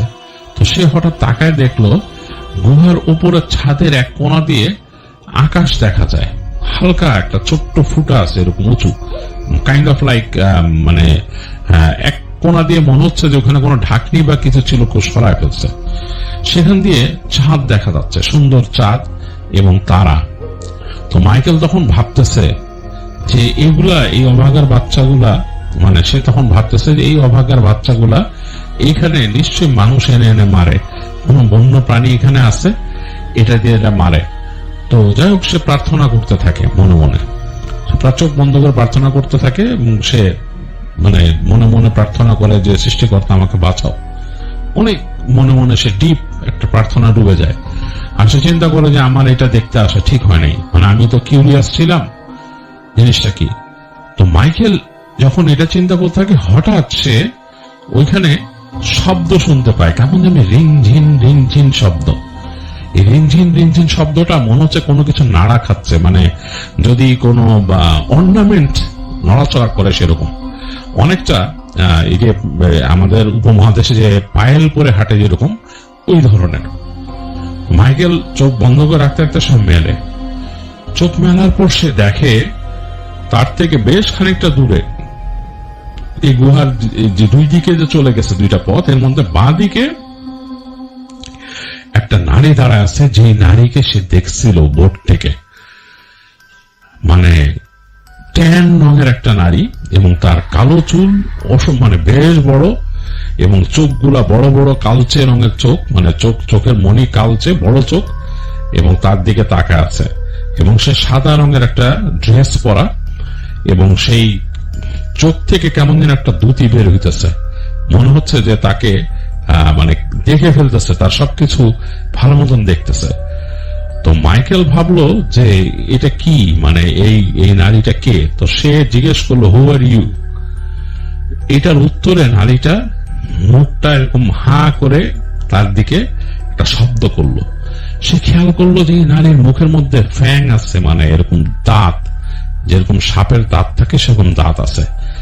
এবং এক সেকেন্ডে সে দেখলো নারীটা মাটিতে শুয়ে পড়লো সামনে, এবং তার সামনেই সেটা একটা সাপে পরিণত হইল। এবং সাপটা বেশ বড়, সাদা রঙের একটা সাপ, এবং এই সাপ তার দিকে এগিয়ে আসা শুরু করলো। এখন সে মাইকেলের তখনকার অবস্থা এমন ছিল, সে ভাবতেছে সে কি কোনো কারণে হেলুসিনেট করতেছে, এই সাপটা কি কোনো মানে পাইথন নাকি কোনো বিষধর সাপ। কিন্তু সাপটা তার দিকে এগিয়ে আসতেছে, এবং বেশ মোটা একটা সাপ, বেশ বড়, মানে অজগর যেরকম হয় বেশ বড়, অ্যানাকোন্ডা যেরকম হয়, মানুষ সোয়ালো করে ফেলতে পারে সেরকম। এবং এই সাপটা আস্তে আস্তে আস্তে আস্তে তার সামনে চলে আসলো। এবং তখন সে মনে করতেছে, মাইকেলের মনে আসতেছে যে এইটা কোনো ডিমন হবে, এইটা কখনোই কোনো ওমেন না, এটা ডিমন। এবং এই ডিমন তার সাথে কোন রকমের চালাকি করতেছে। এটা আস্তে আস্তে করে তার সামনে চলে আসলো, এবং বেশ উঁচু হয়ে গেল। এটা সাধারণত পাইথন টাইপের সাপরা করে না, বেশ উঁচু হয়ে গেছে। পাইথন সাধারণত মানুষকে, কোন প্রাণীকে কামড় দিয়ে কয়েল করে ফেলে, মানে এইটা সে করে। সে যখন খুব ক্ষুধার্ত থাকে, মাত্র কয়েক সেকেন্ডের জন্য এই স্পিডটা গেইন করে, সে তখন ওইটাকে কামড় দিয়ে কয়েল করে ফেলে, এবং সে চাপ দিয়ে হাড়গোড় ভেঙে সেটা সলো করে ফেলে, এরকম করে পাইথন। তো সে বোঝার চেষ্টা করে তার সামনে কেন আসছে, তাকাবে না ভাবতেছে, তারপরও সে তাকালো, চোখ খুলে তাকায়, তার ভয়ে তার আত্মা উড়ে গেল। দেখতেছে যে সে সাপটার মুখের সাথে তার ওই মহিলার চেহারার একটা সাদৃশ্য পাচ্ছে, এবং সাপটা জিভ লক লক করে বের করতেছে, চোখ দুটো কালচে চকচক করতেছে, এবং সেই চোখের মধ্যে সে তার নিজের প্রতিবিম্ব দেখলো। তার মনে পড়লো স্বপ্নে সে ভয় পেয়েছিল সেটা। তো মাইকেল তখন মানে ভয়ে, এবং সে তার জীবনে যা করতো, মানে সে ছোটবেলা চার্চে যেত তার বাবা মার সাথে, সেটা সে মনে করলো, এবং সে সেখানে বসে সে সেই তার যে বাইবেলের যে ইগুলা ছিল, ভার্স গুলা ছিল, সেগুলো জোরে জোরে পড়া শুরু করলো। এবং সে ব্যবহার করতেছে, এবং সে চিন্তা করতেছে যে আমি কখন শেষ হবো, আমাকে কখন কয়েল করে ফেলবে এই জিনিসটা। বাকি জিনিসগুলা মনে হয় সব মোহ, বা তাকে কোন রকমের হ্যালুসিনেশন হচ্ছে, বা তাকে ওই যে ড্রিঙ্কস খাওয়াইছিল ওইটার জন্য হচ্ছে, এরকম ভাবতেছে সে। এবং সে বারবার ওই বাইবেলের ভার্স আওড়াচ্ছে। এরকম সময় হঠাৎ করে ওই গুহার মধ্যে প্রচন্ড আলোড়ন তৈরি হইল। মনে হলো যে কেঁপে উঠছে গুহাটা, প্রচন্ড আলোড়ন, মানে একদম মানে কেঁপে উঠছে গুহা। সে বুঝতে পারলো তার পায়ের নিচে মাটি কাঁপতেছে, তার মানে সে বুঝলো এখানে আর্থকোয়েক হচ্ছে। মাইকেল ভয়ে তার আত্মা উড়ে গেল যে এত উপরে সে আছে পাথর উপরে, এবং পাথর কয়েকটা খসে পড়লো, ঠাস ঠাস করে খসে পড়লো আশেপাশে। এবং সে তাকায় দেখলো যে ওই যে সাপটা ছিল, সাপটা নাই, সাপটা কোথায়, হাওয়া হয়ে গেছে। তো মাইকেল তো ছুটতে পারতেছে না, তাকে একটা খুঁটির সাথে লাগাই দিচ্ছে, কাইন্ড অফ লাইক ক্রসের মতো। প্রচন্ড আলোড়নে দেখলো সেই ক্রসটা মানে নিচ থেকে ভেঙে পড়ে গেল। মাইকেল কোনো মতে হাঁচড়ায় পাঁচড়ায় ক্রস নিয়ে উঠলো, দেখলো যে ক্রসের ওজন অনেক বেশি, যেটার মধ্যে সে মানে ক্রসের মতো কাঠের ইসের সাথে তাকে আটকায় রাখছে, এটার ওজন অনেক বেশি। তো সে দৌড় দিল মাইকেল, ওই ডান দিকে যে ওই লোকটা চলে গেছে ওদিকে। দৌড়াইতে দৌড়াইতে সে দেখলো যে পেছনের দিকে একটা ফাঁকা আছে, কিন্তু এই ফাঁকাটা কোন দিকে গেছে সে জানে না। নিচে সে ওদিকে দাঁড়ায় চিন্তা করতেছে কোন দিকে যাবে। এই সময় একদম ভেঙে চুরে সব সাইডে পড়লো। মাইকেলও আসলে আর কোনো দিশা না পেয়ে ওই মানে ছাকির চোটে ওই ফাঁকা দিয়ে বাইরে পড়ে গেল। এখন সে যে বাইরে পড়তেছে, ফ্রি ফল হচ্ছে, তার সাথে কাঠের একটা এরকম বড়ই বাধা। একটা জায়গায় জোরে একটা বাড়ি লাগলো কোন পাথর বা কিছুর সাথে, তার হাতের উপর থেকে ভেঙে ওই জিনিসটার মূল যে দণ্ডটা ছিল সেটা ছুটে চলে গেল। আর তখন তার হাতের সাথে শুধু দুইটা কাঠ বাঁধা আছে অনেকটা। মাইকেল পড়তেছে, তার ওই হাতের যে দড়িটার জন্য, যেই দড়ি দিয়ে সে বাঁধা ছিল, মানে দুইটা কাঠ তো আবার বেঁধে রাখছিল তার, ওই দড়ির জন্য সে একটা বড় গাছের ডাল পাহাড়ের পাশ থেকে বেরিয়েছিল, ওইটার সাথে সে ঠাপ করে যে ঝুলে গেল, মানে ওইটার মধ্যে ঝুলে গেছে, সে পড়ছে এবং ওখানে ঝুলে গেছে, এবং সে ঝুলেই আছে। তার শরীরে প্রচন্ড ব্যথা, মাথা ঘুরাচ্ছে, কিছুই বুঝে পাচ্ছে না। তাকায় সে বুঝতে পারতেছে না তার নিচে কত দূর গভীরতা আছে। এবং তাকায় আছে মাইকেল এক সময় ওইভাবে জ্ঞান হারায় ফেললো, তার আসলে আর কিছু মনে নাই। তো যখন মাইকেলের জ্ঞান ফিরছে, তখন অনেকক্ষণ সময় হয়তো চলে গেছে। সে দেখতেছে রাতের আকাশ তার মাথার উপরে, এবং অনেক তারা আকাশে, চাঁদ আছে, চাঁদটা একটু হলদেটে কেমন জানি। আর সে বুঝলো যে সে ঝুলে আছে, তাকায় দেখে ভয় পেয়ে গেল। সে ঝুলে আছে একটা পাহাড় থেকে বের হওয়া একটা গাছের ডালের সাথে, ডালটা খুব বেশি মোটা না। সে যে এতক্ষণ ঝুলে আছে এটাই তার অবাক লাগতেছে। সে নিচের দিকে তাকালো, তাকায় দেখতে, এবং উপরে দেখছে অনেক উঁচা, উপরে অনেক উঁচা, একদম পাহাড়ের উচ্চতা অনেক। সে যেখানে ঝুলে আছে সে তাকায় দেখছে নিচে, বোঝার চেষ্টা করলো, দেখলো যে কুয়াশা অনেকটা সরে গেছে নিচের দিকে। সেই জায়গায় সে বুঝতেছে যে চাঁদের আলো পড়ে পানি ঝিকপিক করতেছে নিচে। তো নিচে পানি, মানে সে যদি পড়ে যায় হয়তো পানিতে পড়বে। তো চিন্তা করতেছে সে কি করবে, তার আসলে কিছু করার নাই, ঝুলে আছে দড়িতে, হাত অসাড় হয়ে গেছে পুরা, আর কিছু করার নাই। তো ওইভাবেই সে ঝুলে থাকলো অনেকক্ষণ। মাইকেল কতক্ষণ ঝুলে আছে বলতে পারবে না। একটা সময় তার হঠাৎ চোখে পড়লো দূরে আলোর বিন্দুর মতো কিছু একটা আসতেছে, ওই পানি ধরে অনেক নিচে। সে আলো যে আসছে বিন্দু, তখন সে বুঝলো ওখানে নৌকা, হয়তো জেলেদের নৌকা বা আদিবাসীদের নৌকা, কারো নৌকা হবে আর কি। তো সেটা যখন অনেক কাছে আসছে, মাইকেল তখন চিন্তা করলো না, আমাকে মানে বাঁচতে হবে কোনোভাবে। সে গায়ে জোরে চিৎকার করলো, মানে তার যত জোর আছে বুকে দম নিয়ে সে চিৎকার করা শুরু করলো উপর থেকে, এবং চিৎকারটা মনে হয় এক সময় নিচে শুনছে। শোনার পর কেন বুঝলো যে ওইখানে যে মানে আলোর ইগুলা ছিল সেগুলা ওখানে থেমে গেছে এক জায়গায় মানে তার চিৎকারে, এবং সে ভাবলো যে এখন আমাকে এখান থেকে এই পানিতেই লাফ দিতে হবে, আর কোনো উপায় নেই, কিভাবে দিব, গাছে তো আটকায় গেছি। তো মাইকেল অনেক জোরে চেষ্টা করতেছে হাত ঝাড়া দিতে, এবং গাছ ঝাঁকি খায় কিন্তু সে পড়ে না, সে অনেকবার ট্রাই করতেছে। তো শেষ পর্যন্ত সে দুই পা অনেক কষ্টে, তার কিন্তু সব জাম হয়ে গেছে, আর নাড়াইতে পারতেছে না, অনেক কষ্টে দুই পা তুলে আবার ফেললো। এরকম করতে করতে এক সময় দেখলো সেই গাছের ডালের চিকন চিকন যে অংশগুলো ছিল কিছু, সেগুলো কটকট কটকট করে ভেঙে সে ঠাস করে চলে গেল নিচে, এবং ফ্রি ফল হইতেছে। ভয়ে আত্মা উড়ে গেছে মাইকেলের, এত উপর থেকে লাভ দেয়নি কখনো। সে বুঝলো যে পানিতে পড়লে তো অবশ্যই তার মানে হয় তার হাত দুইটা নিচে দিয়ে রাখা লাগবে বা পা দুইটা নিচে দিয়ে রাখা লাগবে, মানে বুক পড়লে মারা যাবে সে। তো সে কোনো মতো দুই পা নিচে নামায় রাখলো, মানে যাতে সে পাটা আগে পড়ে। এক সময় ঠিকই পানিতে হিট করলো ভস করে, একদম সে কত দূর চলে গেছে পানির তলে বলতে পারে না, চলে গেছে, এবং তার বুক ভরে শ্বাস নিয়েছিল সে। এই শ্বাসও মনে হচ্ছে এক সময় মানে চলে যাবে এরকম অবস্থা শেষ। তো তার দুই পা জোরে সে প্যাডেল করতেছে, শুধু যত শক্তি আছে যতটুকু আছে, ভাবলো যে আমাকে উপরে উঠতে হবে। তো এক সময় সে মানে অনন্তকাল পরে মনে হলো তার মাথাটা ভস করে ভেসে উঠছে উপরে, এবং তার হাতের মধ্যে কাঠ তখনও বাঁধা, মানে দুইটা কাঠের টুকরা বাঁধা। সে কোনো মতে ওই কাঠ সহ হাত দুইটা এরকম নাড়াচ্ছে, এবং কাঠটা তাকে আবার ব্যালেন্স আউট করলে একটু হেল্পও করছে। তো সে চিৎকার করা শুরু করলো, এখানে গলা ছেড়ে চিৎকার করা শুরু করলো। একটু পরে দেখলো যে এরকম নৌকা একটা এসে তার সামনে দাঁড়ালো, নৌকার উপরে ল্যাম্প জ্বলতেছে, মানে হারিকেন ল্যাম্প। মানুষজন তাকাইলো, তাকে ওখানকার লোকাল ভাষায় বললো, কে তুমি, কোত্থেকে আসছো? তো সে বললো, আমাকে আগে হেল্প করো, উঠাও। যাই হোক, তারা তাকে উঠাই নিছে, তারা জেলে ছিল। তো নৌকার উপরে উঠে মাইকেল আবার জ্ঞান হারাইছিল, তার জ্ঞান নাই। পরে যখন তার জ্ঞান ফিরছে তখন দিনের বেলা, মানে তখন দেখছে যে একদম রোদ, চটচড়া রোদ, এবং সে নৌকার পাটাতনে শুয়ে আছে, তার মুখে রোদ পড়ছে ভালো, এই গরমে সে উঠে গেছে।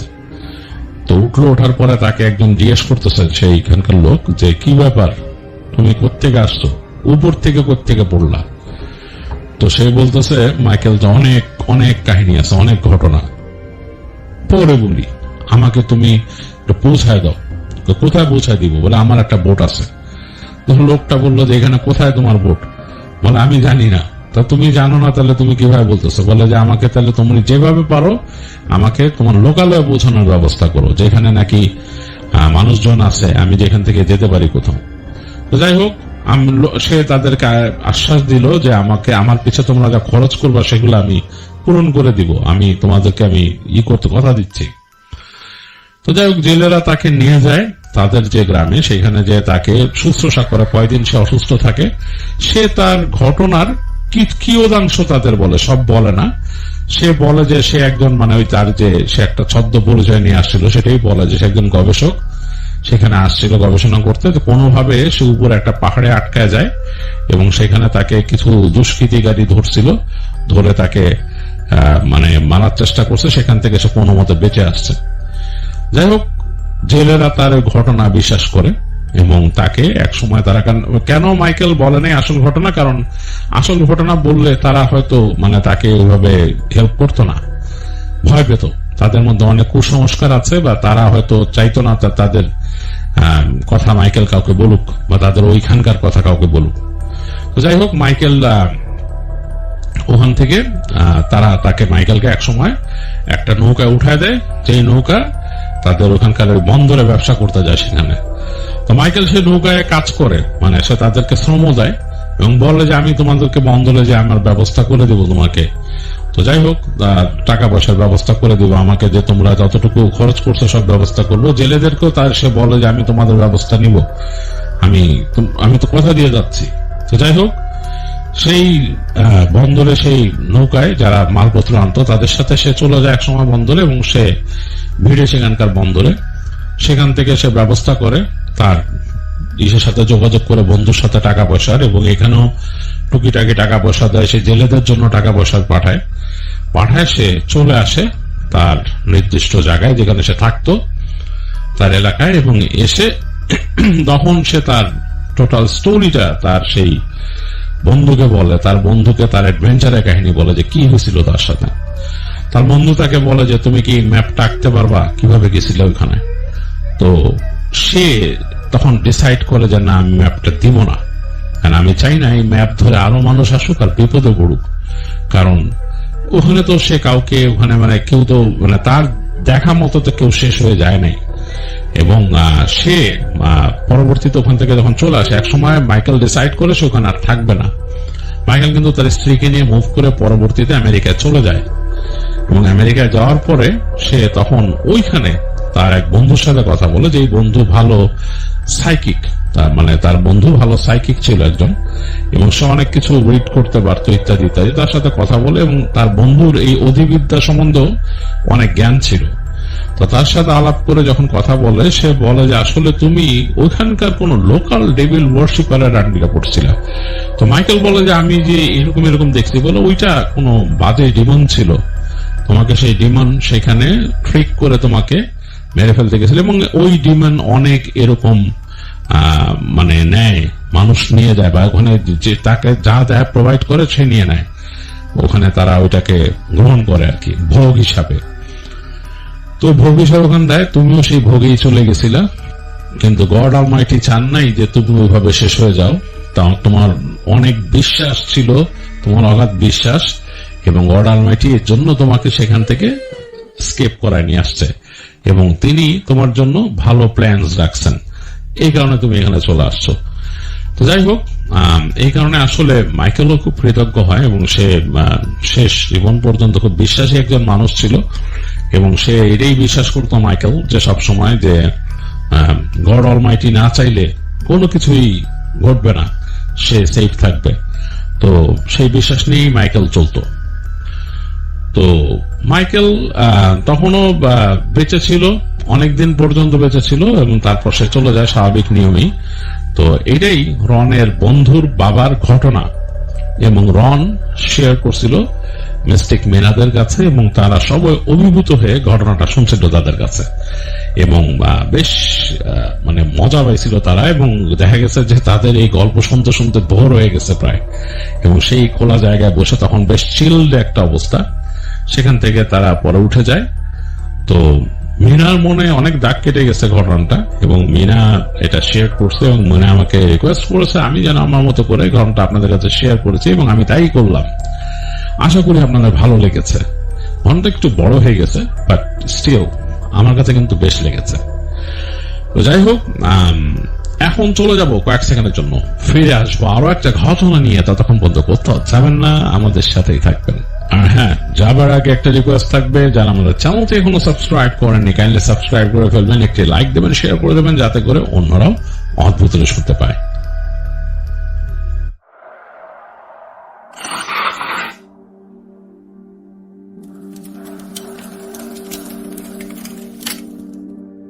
আরো একবার চলে এলাম অদ্ভুতুরেতে, এবং নিয়ে এলাম আপনাদের জন্য আরো একটি ঘটনা। যে ঘটনাটি আমাদের সাথে শেয়ার করছেন নাজমুল সাকিন নামে একজন। তিনি খুলনাতে বসবাস করেন, এবং তিনি পেশায় একজন শিক্ষক। তো তিনি একটি ঘটনা শেয়ার করেছেন, এবং তিনি বলেছেন যে এই অতিপ্রাকৃত ঘটনাটি তার বাবার সাথে ঘটেছিল। এবং যদিও এই ধরনের ঘটনা আমরা সবসময় শুনি, কিন্তু যার সাথে ঘটে সেই বুঝতে পারে এটা কতটা ভয়াবহ তার জীবনে হয় সেই সময়টা। তো যাই হোক, তার বাবার কাছ থেকে শোনা এই ঘটনাটা নাজমুল সাকিন সাহেব শেয়ার করেছেন, এবং তিনি আমাকে রিকোয়েস্ট করেছেন আমি যেন আমার মতো করে ঘটনাটা আপনাদের কাছে প্রেজেন্ট করি। এই ঘটনার প্রেক্ষাপট 1985 সাল। 85 সালে তখন তার বাবার বয়স 10 বছর, আর তার দাদা তার কিছুদিন আগেই বরিশাল থেকে খুলনাতে মুভ করে আসেন। আর খুলনা মুভ করে আসাটা ছিল তার চাকরি সূত্রে আসা। তিনি পোস্টিং নিয়ে এসেছিলেন এখানে। তো পোস্টিং হওয়ার পর তিনি একটু তার মন খারাপ ছিল, কারণ যেখানে তিনি ছিলেন সেই জায়গায় মোটামুটি সেটেল হয়ে গেছিলেন, ভাল লাগতো সেই জায়গাটা। তিনি ছিলেন সেখানকার কাস্টমস হাউসের কাছেই একজন কর্মকর্তা। তো সেখানে সেই সবকিছুর মালপত্র ওঠানামা, সেগুলোর হিসেব নিকেশ সবকিছুর দায়িত্বে তিনি ছিলেন। তো যাই হোক, এখন নতুন শহর, এবং এখানে এসে তার কাছে একটু অন্যরকম লাগছে। তো তিনি খুলনায় মুভ করছিলেন, একটু পল্লী এলাকায়, সেখানে তার এক আত্মীয় থাকতো, সেখানে গিয়েছেন, তার কাছে বেশ ভালো লাগতো জায়গাটা। তো ওই জায়গায় তিনি মুভ করছেন এবং তার মানে নাজমুলের যে দাদি, তিনিও কিন্তু ওই একটু নেচার ঘেরা জায়গায় পছন্দ করতেন। তো এই কারণে তিনি তাদের আত্মীয়র বাসার কাছে মুভ করছিলেন এবং সেখান থেকে তার আসতে খুব একটা কষ্ট হতো না। এখানে তিনি চলে আসতেন, ওখানে ট্রলার ছিল, ট্রলারে করে সুন্দর চলে আসতেন। তো এসে কাজ করে আবার তিনি বিকেল বেলা ব্যাক করে চলে যেতেন বাড়িতে। তো বাড়ি ফিরে যাওয়ার সময় নাজমুল সাহেবের দাদার বেশ সুন্দর অভিজ্ঞতা হতো, কারণ অনেক মানুষই ছিল যারা চলে যেত সেদিকে, ট্রলারে উঠতে এবং সে ট্রলার চড়া শুরু করতো নদী ধরে, এবং বেশ সুন্দর লাগতো। মানে বিকেল গড়ায় যখন সন্ধ্যা নামতো ট্রলারের উপরে, দেখা যেত যে ট্রলারের মধ্যে একটা হারিকেন জ্বালিয়ে বসেছে সেই মাঝি, যিনি হাল ধরে আছেন, ট্রলার চলছে ভুটভুট ভুটভুট করে, আর মানুষজন, বিভিন্ন মানুষ গল্প করছে। আবার অনেকে দেখা যেত যে মাঝখানে কোথাও থেমে আবার কিছু মানুষ নেমে যেত, এবং ওনার যে জায়গাটা ছিল, এই নামটা অবশ্য উল্লেখ করেছেন নাজমুল, বাট আমি সঙ্গত কারণে আমরা যেহেতু কোনো স্পেসিফিক লোকেশন শেয়ার করি না, সেই জন্য করছি না। তো যাই হোক, যেই খানে তার বাসা ছিল আর কি, সেই গ্রামে যখন নৌকাটা থামতো তখন মোটামুটি সন্ধ্যা হয়ে যেত। তো এইখানে আসার পরে নাজমুলের দাদার একটু অস্বস্তি লাগতো, কারণ এই গ্রামের যে রাস্তাটা বেশ লম্বা হাঁটা পথ, এবং এই হাঁটা পথটা বেশ ভালো পরিমাণে নেচারে ঘেরা, মানে গাছ গাছালি, নীরবতা, ঠান্ডা বাতাস লাগতো তখন, কারণ তিনি মুভ করছিলেন সেপ্টেম্বরের দিকে। তো সেই সময় ওই সময় 85 সালের দিকে, তখন কিন্তু সেপ্টেম্বরের দিকে মোটামুটি গ্রাম অঞ্চলে ঠান্ডা লাগা শুরু করে দিত। মানে তখনই অনেকেই হাফ হাতা সোয়েটার পরে ঘুরতো, শাল পরে ঘুরতো, এরকম। যাই হোক, তখন তিনি আসতেন, এই নেচারের মধ্যে দিয়ে তার কাছে একটু অন্যরকম লাগতো। দেখা যেত যে গাছ গাছালি, বাঁশঝাড় ছাওয়া যে জায়গাগুলো ছেড়ে যেত কুয়াশা, এরকম। আর তারপরে একটা বেশ বড় কবরস্থান ছিল, কবরস্থানের ওই পাশে একটা বড় সবেদা গাছ ছিল। এই সবেদা গাছটাকে ওনার কাছেই কেমন যেন একটু অন্যরকম লাগতো। মনে হতো কি যে এই সবেদা গাছটা কাইন্ড অফ লাইক মানুষের মতো হাত পা এরকম মেলে থাকতো, এরকম লাগতো দূর থেকে দেখলে। অন্ধকার, মানে আলো আধারিত হয়ে যেত তখন তিনি যখন আসতেছেন সন্ধ্যা, মানে জায়গাটা তার ভালো লাগতো না আর কি, কবরস্থানের শেষে তো। যাই হোক, তিনি তারপর আসতেন। ঠিক এতটুকু এই রোমাঞ্চ বোধ করাটাও আসলে নাজমুল সাহেবের দাদার বেশ ভালোই লাগতো। তো যাই হোক, তো আরেকটু সময় পার হয়ে গেল, মানে ঠান্ডাটা আরেকটু জেগে বসলো। তো ওইখানে তিনি খেয়াল করলেন গত কয়দিন ধরে বেশ মাছ আসছে, মাছ, এবং সে মাছ মানে ইলিশ মাছ। ইলিশ মাছগুলো আসতেছে এবং সেগুলো বেশ ডিমওয়ালা ইলিশ মাছ। তো সকালের দিকে এসে বেশিক্ষণ থাকে না। তো তিনি সেটা শুনছেন তার ওখানকার কলিগদের কাছে, যে সকালে মাছগুলো আসে, এটা চলে যায়। তো তিনি চিন্তা করতেছিলেন যে আমি যদি কিনে রাখলে আবার বিকালে নিয়ে যাব, মাছটা অনেকক্ষণ থাকবে, আবার বরফ টরফ দিয়ে রাখতে হবে, এর থেকে কিভাবে কি করা যায়। তিনি এই মাছের গল্প কিন্তু নাজমুল সাহেবের দাদির সাথে করছেন, বারান্দায় বসে বসে বলছেন যে এরকম মাছ তো আছে, অনেক বড় বড় ডিমওয়ালা মাছ আসে, অনেক সুন্দর, এরকম এক জোড়া কিনে পাঠাই দিলে তো ভালোই হতো। তো কারে দিয়ে পাঠাবা তুমি? তো তিনি বললেন যে আমি এক কাজ করি, মানে নাজমুল সাহেবের বাবা, আর তার একটা ছদ্মনাম দিয়েছেন নাজমুল সাহেব। তিনি বলেছেন যে তার বাবার ছদ্মনাম তিনি দেখে দিয়েছেন এখানে শাহনুর সাহেব। তো বললো যে শাহনুরের হাতে সকালে ওরে নিয়ে দিয়ে দিব। তো তার স্ত্রী, মানে নাজমুল সাহেবের দাদি বলতেছে যে না, এত ছোট ছেলে, ওর হাতে তুমি মাছ দিয়ে পাঠাবে, এত দূর কিভাবে আসবে? কি বলে, আর আসবে, ওর নিয়ে যাবো, অফিসে নিয়ে যাওয়ার, এখানে মাছ টাছ কিনে দিয়ে মিষ্টি টিষ্টি খাওয়ায়, তারপর সুন্দর করে উঠাই দিলে আমার ছেলে অনেক সাহসী, পারবে, আসতে পারবে, সমস্যা হবে না। তো তার দাদির মানে পছন্দ হয় না আইডিয়াটা, তিনি চান না আর কি ছেলেকে এত দূরে একাই ভাবে দিতে। তো তারপরও বাবা যেহেতু সাহসী, বাবা চাচ্ছে, তিনি আর কিছু বলেন না। তো রাতের বেলা তারা সুন্দর ঘুমায় যায়। তো পরদিন সকালবেলায় নাজমুল সাহেবের দাদার মানে ইচ্ছা হয় ছেলেকে নিয়ে যাবেন। ঠান্ডা পড়ে গেছে বেশ, এবং দেখা যেত যে ওই সময় মানে কুয়াশা পড়তো বেশ, সকালবেলা বেশ ঠান্ডা ঠান্ডা লাগতো। তো তিনি মোটামুটি প্রিপেয়ার হয়ে গেলেন, মোটা সোয়েটার টোয়েটার পরে, শাল টাল পরে, এবং ছেলেকেও রেডি করে দিতে বললেন। তো ছেলেও একটা এরকম সোয়েটার টোয়েটার পরে, শার্ট টার্ট পরে, উপরে চাদর পরে রওনা দিলেন বাবার সাথে। তো বাপ বেটা দুইজন যাচ্ছে, মানে নাজমুল সাহেবের দাদা আর বাবা দুইজন যাচ্ছে। তো তিনি জিজ্ঞেস করতেছেন যে তোর কাছে কেমন লাগে এই জায়গা, ছেলেকে জিজ্ঞেস করতেছে। ছেলে বলে বাবা অনেক ভালো লাগে, কিন্তু বাইরে যাইতে দেয় না মা। বলে কেন? ওই সামনে গেলে ওইখানে ওই যে কবরস্থান সবে জায়গা আছে ওগুলা নাকি কেমন, ওগুলা নাকি ভয়ের, ওই জায়গা দিয়ে যাইতে দেয় না আম্মা। কেন? তো বলে যে আরে ওখানে নাকি কোন মহিলা মনের দুঃখে ঝুলে গেছিল গাছে। বলে তাই নাকি? বলে হ্যাঁ। কে বলছে তোরে? আমার মা বলছে। বলে তারা তোর মার আমি বলতেছি। তো ঠিক না, তোরা কেন এগুলো বলে এইসব? বলে না বলছে আর কি, ভূত প্রেতের গল্প বলতে যায়। তো তার দাদা হাঁটতে হাঁটতে যাচ্ছে তার বাবাকে নিয়ে, ছেলের সাথে এইসব গল্প করতেছে এবং তাকাচ্ছেন। দেখেছি আসলেই জায়গাটা কেমন ধুধু ধুধু লাগে, কুয়াশা পড়ছে। সকালের দিকে যাচ্ছেন তো তিনি, তো ওই সময় সকাল 7টা-8টার সময় বেশ কুয়াশা থাকতো, ঠান্ডা পড়তেছে মোটামুটি বেশ ঠান্ডা, তখন একটু জমাট বাঁধা অবস্থা। তো হেঁটে হেঁটে এক সময় রোদটা আরো বাড়লো এবং তারা পৌঁছায় গেল এবং সেই খেয়াঘাট থেকে নৌকায় উঠলো তারা তাদের ট্রলারে এবং সেটাতে করে চলা শুরু করলো। সেই ইঞ্জিন নৌকা তাদেরকে নিয়ে এক সময় ওই যে অন্যান্য ঘাটে থেমে এক পর্যায়ে তাকে নিয়ে গেল তার সেই জায়গায়, সেখানে তার যে অফিস শহরের একটা প্রান্তে, যেখানে ওখানে নেমে খুব ব্যস্ত জায়গা এবং নাজমুল সাহেবের বাবারও খুব পছন্দ হইতেছে, তার বাবার কর্মস্থল। এবং বাবাও ছেলেকে নিয়ে এসে খুব খুশি, যে দেখাচ্ছে যে দেখ এখানে এই জিনিসগুলো দেখছি। খুব মানে ফ্রেন্ডলি ছিল তিনি, তার মানে নাজমুল সাহেবের দাদা তার বাবার সাথে খুব ফ্রেন্ডলি ছিল। তো এইটা ওইটা ঘুরে তাকে নিয়ে গেল, চল এখানে মিষ্টির দোকান আছে, খুব নাম করা মিষ্টি ছানা, এই ছানা কাঁচা ছানা অনেক মজা, কাঁচা ছানা দিয়ে লুচি দিয়ে খাবি। তো ছেলে তো খুব খুশি, তো তাকে নিয়ে কাঁচা ছানা লুচি এগুলো খাওয়াইলো বসায় বাবা। তো মানে নাজমুল সাহেবের বাবা আর দাদা দুজনে মিলেই খেলেন এবং খেয়ে খুব খুশি। তো দুজন আসছেন। তো অফিসে ঢোকার আগে তিনি বললেন যে এক কাজ করি, তোরে মাছ কিনে দিই, যে জন্য তোরে আনছি আজকে।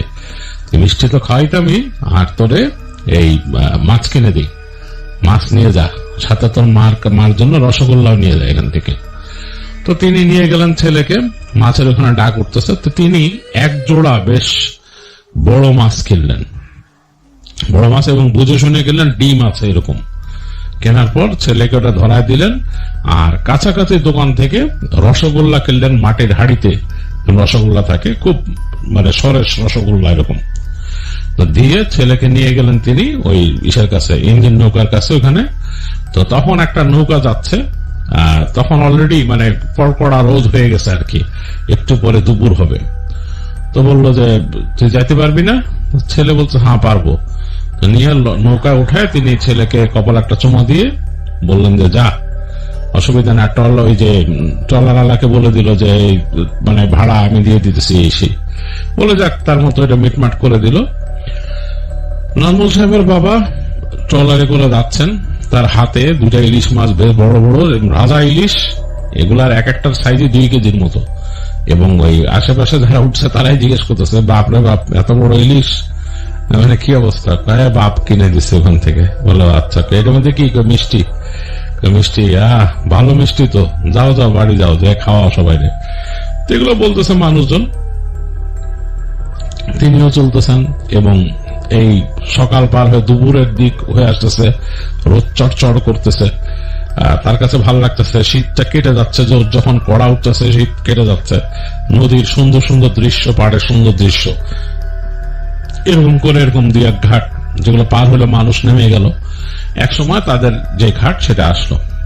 তো ওই ঘাটে এসে মাঝি বললো সাবধানে যে বাসায়, বাবা তোমার বাবা বলে দিছে।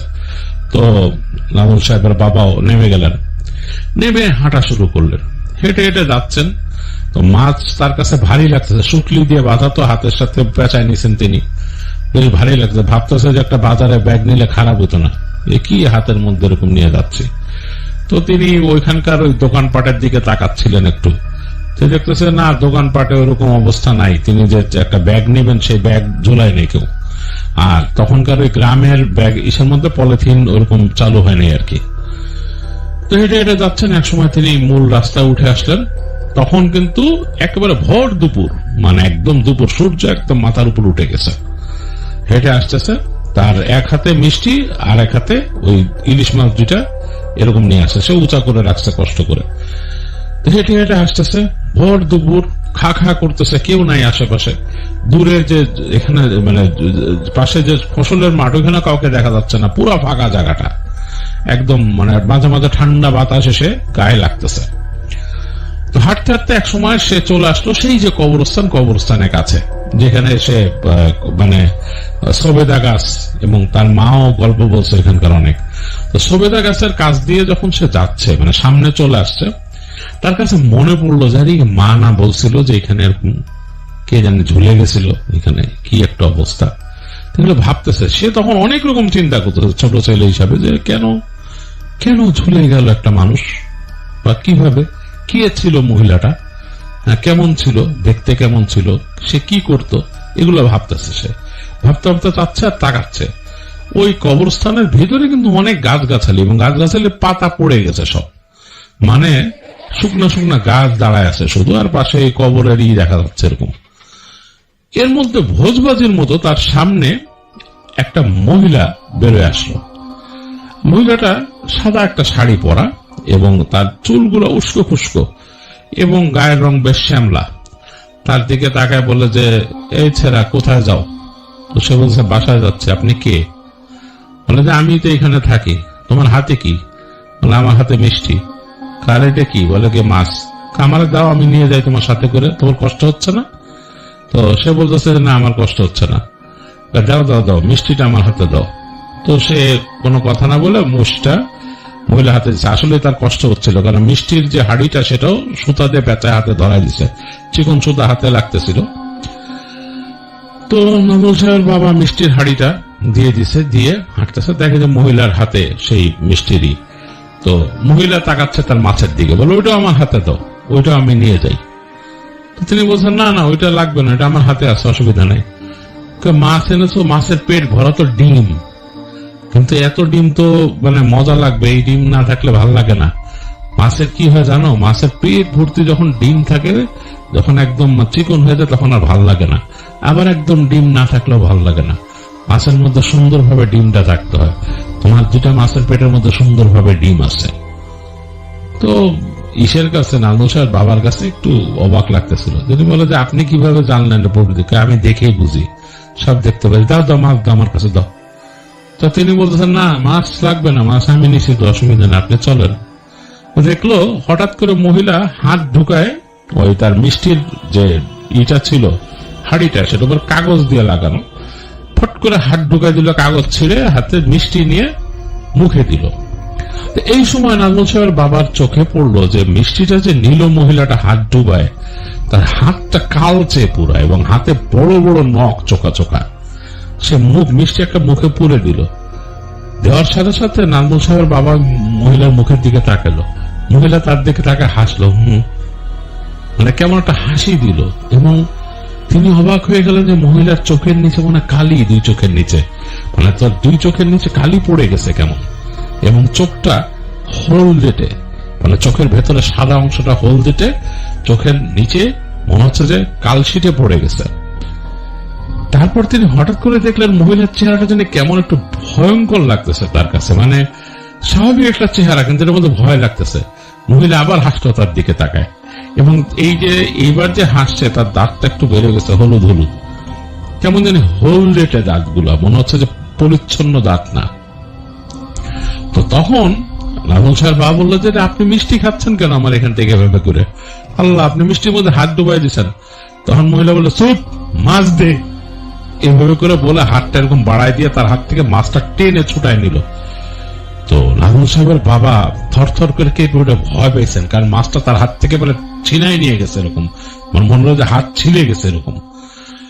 তিনি খেয়াল করে দেখলেন মহিলাটা হাঁ করে পুরো একটা মাছের একেবারে পেট বরাবর কামড় দিল, কামড় দিয়ে টান দিয়ে মাছ ছিঁড়ে ফেললো মুখের মধ্যে তার, এবং মাছের আঁশ শক্ত এগুলো লেগে গেছে, এবং এমন একটা শব্দ করলো তার সামনে, ও করে, মানে মাছটা মুখে নিয়ে একেবারে ভর দুপুরে। এবং তিনি দেখলেন উপরের দিকে তাকায় সে মাছের অংশটা যেটা কামড় দিয়েছে, মানে উপরের দিকে তাকায় সে গিলতেছে অতটুকু, মুখের দুই পাশ থেকে কষাবে, মাছের রক্ত এগুলো পড়তেছে, আর মাছটা হাত দিয়ে এরকম ধরা একটা ছিল হয়েছে, আর একটা এরকম ঝুলে আছে কেমন। তারপরে নাজমুল সাহেবের বাবার দিকে তাকাইলো এবং সেই দৃষ্টি ভয়ঙ্কর, হলদেটে চোখ, কালশিটে পড়া। নাজমুল সাহেবের বাবা পড়ি করে দৌড় দিলেন। তার মানে ওখানে আর কোনো সেন্সই নেই, দৌড়াচ্ছেন তিনি চোখ বন্ধ করে, তার কিছুই মনে করার অবস্থা নেই, দৌড়াচ্ছেন। এক সময় তিনি তার বাসায় এসে ধূপ করে পড়ে গেলেন চিৎকার দিয়ে। তার মা বেরোয় আসলো দৌড় দিয়ে, কি হয়েছে? ছেলে এসে পড়ছে, দেখতেছে যে ছেলের শরীর ঠান্ডা হয়ে যাচ্ছে। তাড়াতাড়ি তিনি ছেলেকে নিলেন, নিয়ে ফার্স্টে তেল করে মানে মালিশ করা শুরু করলেন এবং দোয়া পড়তেছেন। ছেলের কি হয়েছে দেখতেছে যে ছেলের চোখ উল্টা যাচ্ছে উপরে। তো তিনি অনেক দোয়া দরুদ পড়া শুরু করলেন। মহিলা মানুষ একা কি করবেন, ঠিক মানে কুল পাচ্ছেন না। এই সময় দেখলো যে এক মহিলা পাশের বাসা, সে আসতেছে, তাকে বললো যে ও আমার ছেলের তো এই অবস্থা, কি করব? তো তখন ওই মহিলা তার সাথে করলো যে আপনি দেখেন, আমি আসতেছি। মহিলা চলে গেল। মহিলা পাশের বাসার থেকে আরেক মহিলাকে আনলেন, একজন মুরব্বী, তিনি মানে দোয়া দরুদ পড়তে পারেন ভালো। তিনি ওই নাজমুল সাহেব বাবাকে তার আঙুল ধরে দোয়া পড়া শুরু করলেন। তো দেখলো ঝাড়া দিয়ে উঠতেছে, বারবার যতবার দোয়া পড়তেছে ঝাড়া দিয়ে উঠতেছে। কিনি আঙুল ধরে তাকে দোয়া পড়তেছে, তার মানে একেবারে কনিষ্ঠ আঙুল ধরে। তো বললো ঘরের ভিতরে নাও, ওরে করতে হবে, পড়া পানি ছিটাইতে হবে, করতে হবে। তো এগুলো বলতেছে। তো এর মাঝে আরো খবর চলে গেছে। এরপর হুজুর আসলো, হুজুর এসে বললো যে ছেলেকে তো রুকাইয়া করতে হবে। তো রুকাইয়া করলো, রুকাইয়া করে দেখলো যে ও নাজমুল সাহেবের বাবার উপরেই মানে আসলো, এসে বলতেছে যে ভর দুপুরে আমার সামনে দিয়ে মাছ নিয়ে যেতেছে এবং সে বলতেছিল যে সে হচ্ছে সেই মহিলা যে ঝুলে গেছিল গাছে। তো সেটা ডিনাই করলো। হুজুর বললো যে এটা তুই তো না, তুই কোনোদিন কোনো মানুষ এইভাবে আসে না, এইভাবে গেলে ওটা হলো একটা অবমৃত্যু, আর তুই এইটাকে তুই মানুষের কাছে রংচং ছড়াইতেছিস, তুই মাছ নিছিস কেন? তো হুজুর তাকে অনেক করলো, করার পর বললো এই ছেলেকে ছেড়ে যা। মানে নাজমুল সাহেবের বাবাকে করছিল, পজেস করছিল, দেখে ছেড়ে যা। তো সে যেতে চায় না, বলছে তুই মাছ নিছিস, মিষ্টি নিছিস, এখন চলে যায় এখান থেকে। তো তারপর তাকে বিদায় করা হয় ওখান থেকে। তো নাজমুল সাহেবের বাবা নাকি বেশ কিছুদিন অসুস্থ ছিল এবং তিনি ভয় পেতেন, অনেক ভয় পেতেন, এমন ভয় ভীত হয়ে গেছিলেন তিনি ওদিক থেকে যেতে পারতেন না আর কি। তারপর অনেকদিন তাকে এরকম দোয়া দরুদ পড়ে চিকিৎসা করা এবং তার সাথে মুরব্বীকে চলাফেরা করতে, এইভাবে করতে করতে আস্তে ধীরে তিনি সুস্থ হয়ে ওঠেন। এই ছিল নাজমুল সাহেবের পাঠানো ঘটনা, যেটা আপনাদের সাথে শেয়ার করলাম আমার মতো করে। আশা করি আপনাদের ভালো লেগেছে। আপনারা অনেকেই গ্রাম বাংলার ঘটনা শুনতে চান। আমি পার্সোনালি গ্রাম বাংলার ঘটনাগুলো খুব এনজয় করি। আমি জানি না, অনেকে যারা বলেন যে গ্রাম বাংলার ঘটনার মধ্যে একটা কমন জিনিস আছে, কমন জিনিস তো থাকবেই। আমরা সবাই কিন্তু ভাত খাই, আমাদের দেশের স্ট্যাপল ফুড বা মূল খাবার হচ্ছে ভাত, ভাতে মাছে বাঙালি বলা হয়। তো আমরা যে খাই প্রতিদিনই, কিন্তু আমরা প্রায় প্রতিদিন না হলেও দু একদিন পর পর তো মাছ তো খাই। তো সেই মাছ কি আমাদের কাছে কখনো অন্যরকম মনে হয়? মনে হয় না, কিন্তু সেটা কিন্তু একই রকম থাকে। মানে প্রতিটা তরকারির স্বাদে কিন্তু একটু না একটু ডিফার করে। তো গ্রাম বাংলার ঘটনাগুলো সেরকমই আমার কাছে। হতে পারে মাছ নিয়ে ঘটনা, আসলে এর বাইরে কি হবে? আপনারা যখন শুনবেন গ্রাম বাংলার ঘটনা, তখন কিন্তু এই জিনিসগুলো কমনলি ঘটে।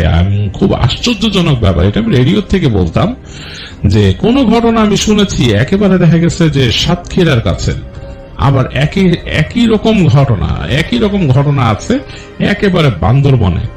মানে দুই প্রান্তে কিন্তু, দুই প্রান্তে ঘটনা কিন্তু একরকম। কিভাবে সম্ভব এটা?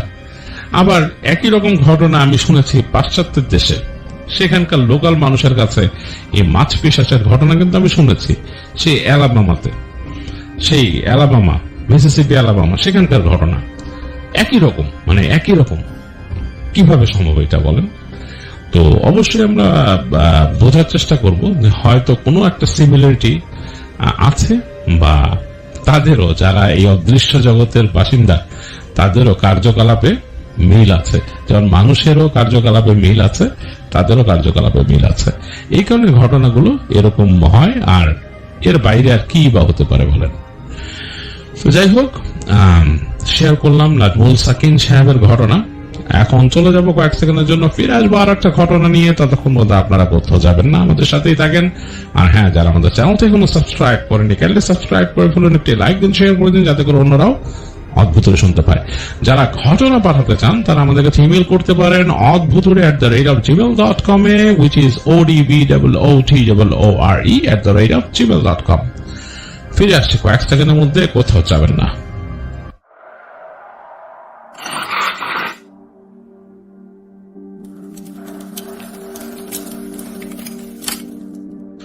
আরো একবার ফিরে এলাম অদ্ভুতুড়িতে এবং নিয়ে এলাম আপনাদের জন্য আরো একটি ঘটনা। যে ঘটনাটি আমাদের সাথে শেয়ার করেছেন Arifin Siddiqui, London, United kingdom থেকে। আরিফিন তার বন্ধু পলের কাছ থেকে একটি ঘটনা কালেক্ট করেছেন এবং এটি তার ভাই রবিনসনের সাথে ঘটে গিয়েছিল এবং সেই ঘটনাটি তিনি আমাদের সাথে শেয়ার করেছেন। আমি চলে যাব আরিফিন সাহেবের পাঠানো ঘটনায়। 80 দশকের কথা। আরিফিন সাহেবের বন্ধু পলের বড় ভাই রবিনসন, তিনি তখন কেবল তার গ্র্যাজুয়েট প্রোগ্রাম শেষ করেছেন, তার গ্র্যাজুয়েশন শেষ হয়েছে, পড়াশোনা করেছিলেন আর্কিওলজির উপরে। তো সেখান থেকে তার ফ্যাসিনেশন জন্ম নেয় ইজিপশিয়ান আর্কিওলজিক্যাল হিস্ট্রির উপরে। তো তিনি এটার উপর পড়াশোনা করতে চান এবং খুঁজে পেতে তিনি সেই ইংল্যান্ডেই একটা কলেজে তিনি ভর্তি হন মাস্টার্স করার জন্য, এবং তার মূল সাবজেক্টটাই ছিল এই ইজিপ্টের উপরে, এবং তার ইচ্ছা ছিল এরপরে তিনি এমফিল করবেন, ইজিপ্টোলজিস্ট হবেন, এগুলা তার ইচ্ছা। তো খুব আগ্রহ। কলেজ লাইফেই তিনি ঘুরে আসছিলেন ইজিপ্টে গিয়ে, এবং তিনি আরো অনেক জায়গায় ঘুরে আসছেন, ইরাকের বিভিন্ন অংশ, এবং মানে সেগুলো দেখছেন, এবং তার খুব আগ্রহ। তিনি এগুলোর মানে তিনি সেগুলোর কানেক্ট করতে যাচ্ছিলেন, ডট কানেক্ট করতে যাচ্ছেন, কিভাবে হিস্ট্রি কি হয়েছে, এবং এই হিস্ট্রি গুলো তিনি স্টাডি করতেন, প্রাচীন হিস্ট্রি স্টাডি করতেন এবং এগুলো নিয়ে তা কাজ করতেন। তো তাদের কলেজে যেহেতু এই সাবজেক্টটা আছে পড়ার, সেই কলেজের মধ্যে স্টাডি রুমটা বিশাল, এবং এই সাবজেক্টের উপরে যারা পড়ে তাদের জন্য বিশেষ করে একটা উইং রাখা হয়েছে, এবং সেই উইংটা kind of like a mini museum, একটা ছোট মিউজিয়ামের মতো, এবং সেখানে এই ইজিপশিয়ান হিস্ট্রির বিশাল বিশাল ছড়াছড়ি এখানে আছে। মোটামুটি যতটুকু পারছি এই কলেজের ডিপার্টমেন্ট সেখানে সেটাকে এনরিচ করে রাখছে। তো রবিনসনের মূলত শখ ছিল সন্ধ্যার পরে স্টাডি করা। সে দিনে কাজ করে সন্ধ্যার পরে গিয়ে স্টাডি করত, ঢুকে যেত তাদের কলেজের সেই স্টাডি রুমে, স্টাডি হলে, এখানে যে পড়াশোনা করতো। এবং ওইখানে তার ভালো ছিল কি, কেউ তাকে বদার করতো না, একলা একলা নিজের মতো পড়তে পারতো। একটা নাস্তা নিয়ে যেত, বসে খাওয়া দাওয়া করে তারপর সে পড়তো, স্টাডি করতো, এবং তার স্টাডি ম্যাটেরিয়াল গুলো ছিল, এবং খুব আগ্রহ করে সে দেখতো এখানকার কালেকশন গুলো কি আছে। তো সে শুনছিল তাদের যে এই কলেজের যে কালেকশন আছে সেইখানে নাকি বেশ কিছু মামি আছে, মামিগুলো রাখা আছে এখানে। এবং এই মামিগুলো বলে একটা সময় যখন নাকি মামি খুব হেলাফেলা ভাবে ইউজ করা হচ্ছিল, মানে মিশরে একটা সময় ছিল, সে সময় মামিগুলোকে তারা মূল্যায়ন করতো না। তো সেই সময় নাকি অনেক মামি কালেক্ট করা হয়েছে, কিন্তু এগুলোর মাঝে কোনটা সাধারণ মানুষের, কোনটা কার, এগুলো ওইভাবে মার্ক করা হয়নি। তো সেগুলোকে রাখা হয়েছে, এবং কলেজ কর্তৃপক্ষ যারা যে স্টুডেন্ট আছে তাদের হেল্প নিয়ে এগুলোর উপর কাজ করে আর কি। তো সে জানে যে এটা এখানে রাখা আছে, তো তার খুব আগ্রহ ছিল দেখার যে কি অবস্থা, কি কোথায়। তো কলেজের এই কাজে সে অংশ নেওয়ার জন্য সে চায়, স্বেচ্ছায় পর্যন্ত সে সাইনও করছে।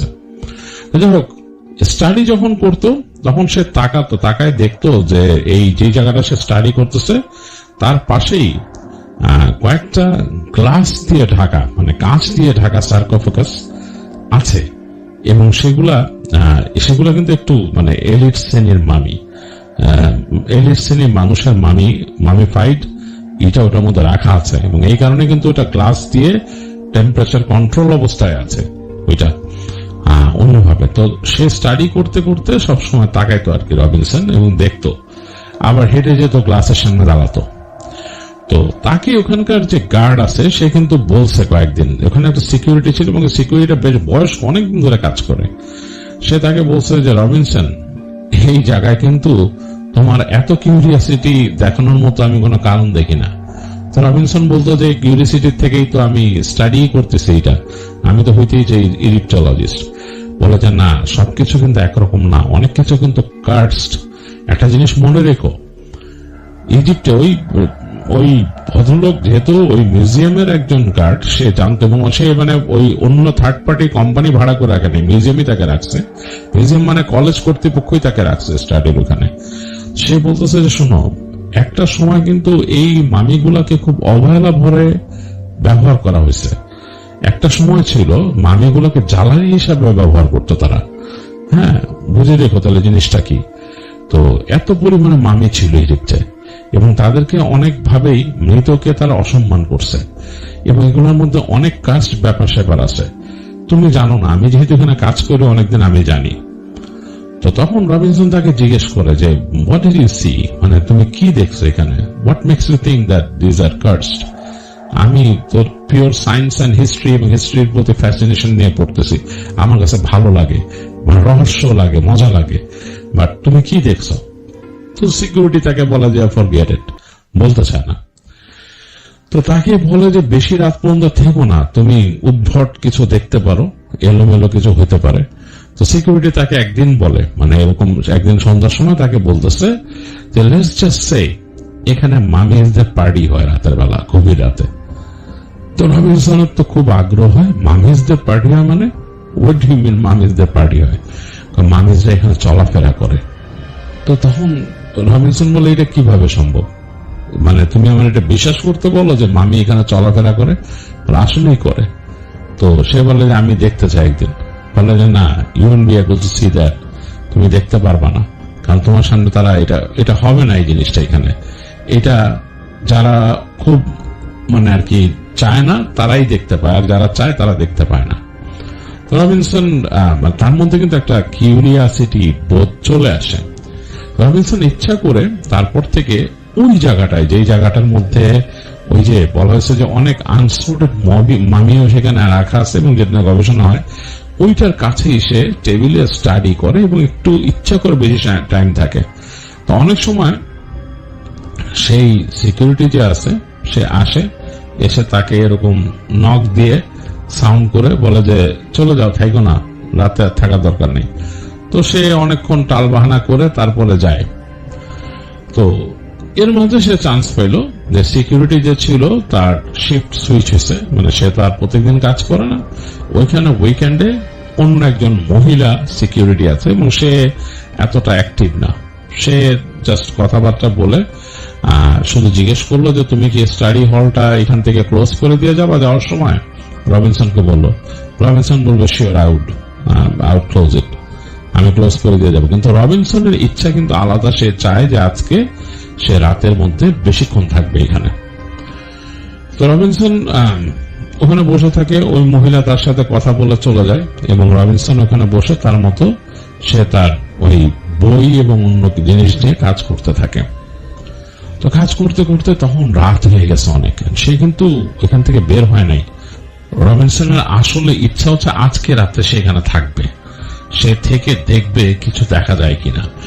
কিছু দেখা যায় কিনা এই চিন্তাটা তার মাথায় কেন আসছে, কারণ সে একটা বই পাইছে এখানে, সেই লাইব্রেরিতে। বইটা মধ্যে লেখা আছে সেখানকার গণকদের ব্যাপারে, তাদের গণক এবং জ্যোতিষশাস্ত্র এবং জাদুবিদ্যা, এবং দুইটার মধ্যে অনেক রকমের সে ক্লু খুঁজে পাচ্ছে এবং সে ডট কানেক্ট করতেছে। এবং সে তখন চিন্তা করতেছে যে আসলে কি এটা এরকম সম্ভব, তাদের কেন তারা মামিফাই করতো, এইসব অনেক ব্যাপার নিয়ে সে করতে, এবং অনেক রকম রহস্যময় হিস্ট্রিও সে পাচ্ছে ওখানে। স্টাডি করে চিন্তা করলো যে আমি দেখি। এবং এই যে সিকিউরিটি তাকে একটা কথা বলছে, এখানে তাদের মানে একসাথে তারা পার্টি করে, এটা তার কাছে অন্যরকম লাগছে। তো চিন্তা করে যে আমি থাকবো।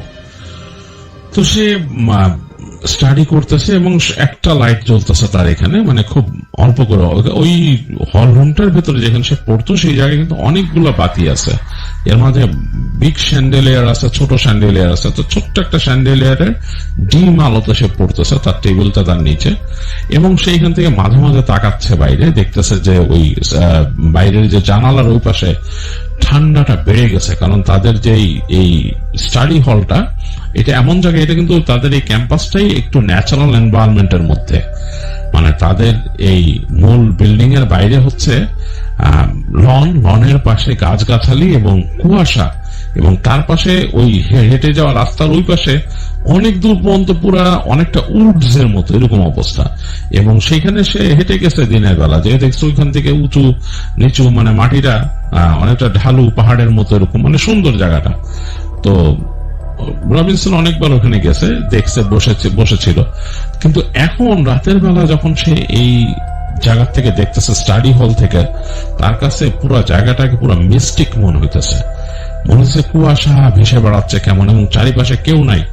এবং সে বুঝতে পারছে যে সিকিউরিটিকে সে যখন থেকে বলছে আমি এখান থেকে চলে যাব লাস্টে ক্লোজ করে, আসলে ক্লোজ এমনি হয়ে যাবে, সে যখন বের হয়ে যাবে, এই যে দরজাটা ওইভাবেই তৈরি করা, এটা সে যখন টেনে দিবে ঠাস করে এটা আটকায় যাবে, নিজের মতো ক্লোজ হয়ে যাবে, আর এটার নিজস্ব অ্যালার্ম অ্যাক্টিভেট হয়ে যাবে তখন। এনিওয়েজ, তো সে এটা তো বলছেই আর কি সেই মহিলাকে। তো মহিলা মনে হয় তার মতো কোথাও যে বসে আছে বা রেস্ট নিতেছে। সবাই তো আর সেই ভদ্রলোকটার মতো না যে আরেকজন আছে যে বয়স্ক যে ঘুরে। তো যাই হোক, দেখতেছে এগুলো রবিনসন, তার কাছে ভালোই লাগতেছে। তো এক সময় তার চোখটা লেগে আসতেছে, মানে ঘুম ঘুম লাগতেছে। তো সে উঠে গেল, উঠে যে হেঁটে হেঁটে, এখন যে এই সময়টা, এখন সে কফিও নিতে পারবে না, কারণ ওইখানে যে কফি যে পার্কুলেটর ছিল তাদের স্টাডি রুমের বাইরে হলের পাশে, ওই জায়গাটা বন্ধ হয়ে গেছে, বন্ধ করে দিচ্ছে। এখন আর রাতের বেলা ওখানে আর বানানোর উপায় নেই। তো যাই হোক, হেঁটে হেঁটে সে গেল, যে জানলা দিয়ে দেখতেছে বাইরের সিনারি গুলা অন্যরকম লাগতেছে তার কাছে। তো তার চোখটা লেগে আসছে, প্রায় ঘুম, মানে সে ঘুমায় যাবে এরকম, দাঁড়াই ঘুমায় যাবে এরকম একটা অবস্থা, কেন যেন অন্যরকম লাগতেছে। এই সময় হঠাৎ করে পুরো রুমের বিদ্যুৎ অফ হয়ে গেল, মানে তার যে ওই উপরে স্যান্ডেলিয়ার জ্বলতেছিল বন্ধ হয়ে গেল, এবং হালকা যে একটা সাউন্ড হচ্ছিল সেটা বন্ধ হয়ে গেল। তার কাছে কেন জানি মনে হলো যে এখানকার যে হিটিং সিস্টেম সেটাই শাটডাউন হয়ে গেছে। এবং সত্যি কথা, একটু পরে সে বোঝা শুরু করলো যেখানে ঠান্ডা বাড়তেছে। যদিও রবিনসনের গায়ে মোটা জ্যাকেট ছিল, পারফেক্ট জ্যাকেট, স্টিল সে ফিল করতেছে ঠান্ডাটা বাড়তেছে, হাতের অনাবৃত অংশে ঠান্ডা লাগতেছে।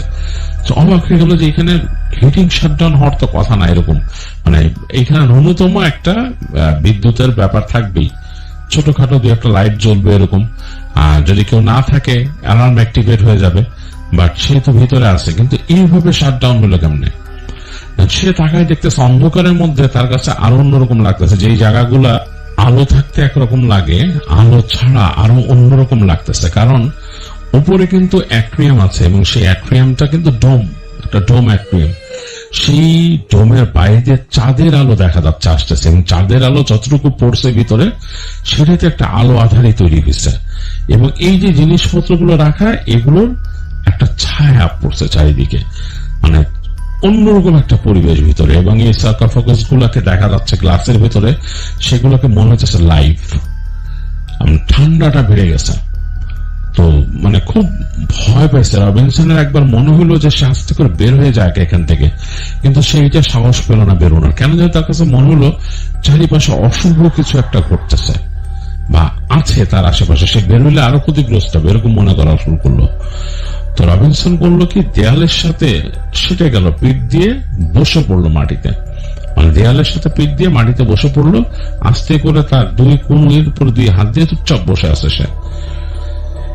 এই সময় সে শব্দ শুনতেছে, মনে হচ্ছে তার সামনে, যে তার থেকে বেশ খানিকটা দূরেই যে গ্লাসে ঢাকা সার্কোফাগাস গুলো আছে, ওখান থেকে ভারী শব্দ আসতেছে, বেজ, মানে মনে হচ্ছে কেউ কথা বলতেছে ভেতর থেকে।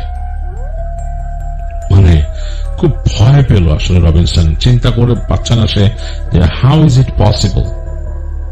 একবার ভাবলো তারা কি কেউ ভয় দেখাতে যাচ্ছে, বলে চিন্তা করলো যে না, আমাকে ভয় দেখাবে কে এই জায়গায়, মানে কে প্ল্যান করে আমরা ভয় দেখাবে, এত বড় একটা হল রুমে এরকম ধরার কথা না। আর ওর সাথে স্টাডি করতে কিন্তু কেউ আসতো না, মানে দেখা যেত যে ওখানে বসতে স্টাডি করতে কেউ সন্ধ্যা 7-8টার মধ্যে চলে যেত, এই রাত 9টা-10টা পর্যন্ত স্টাডি কিন্তু এই রবিনসনই করতো।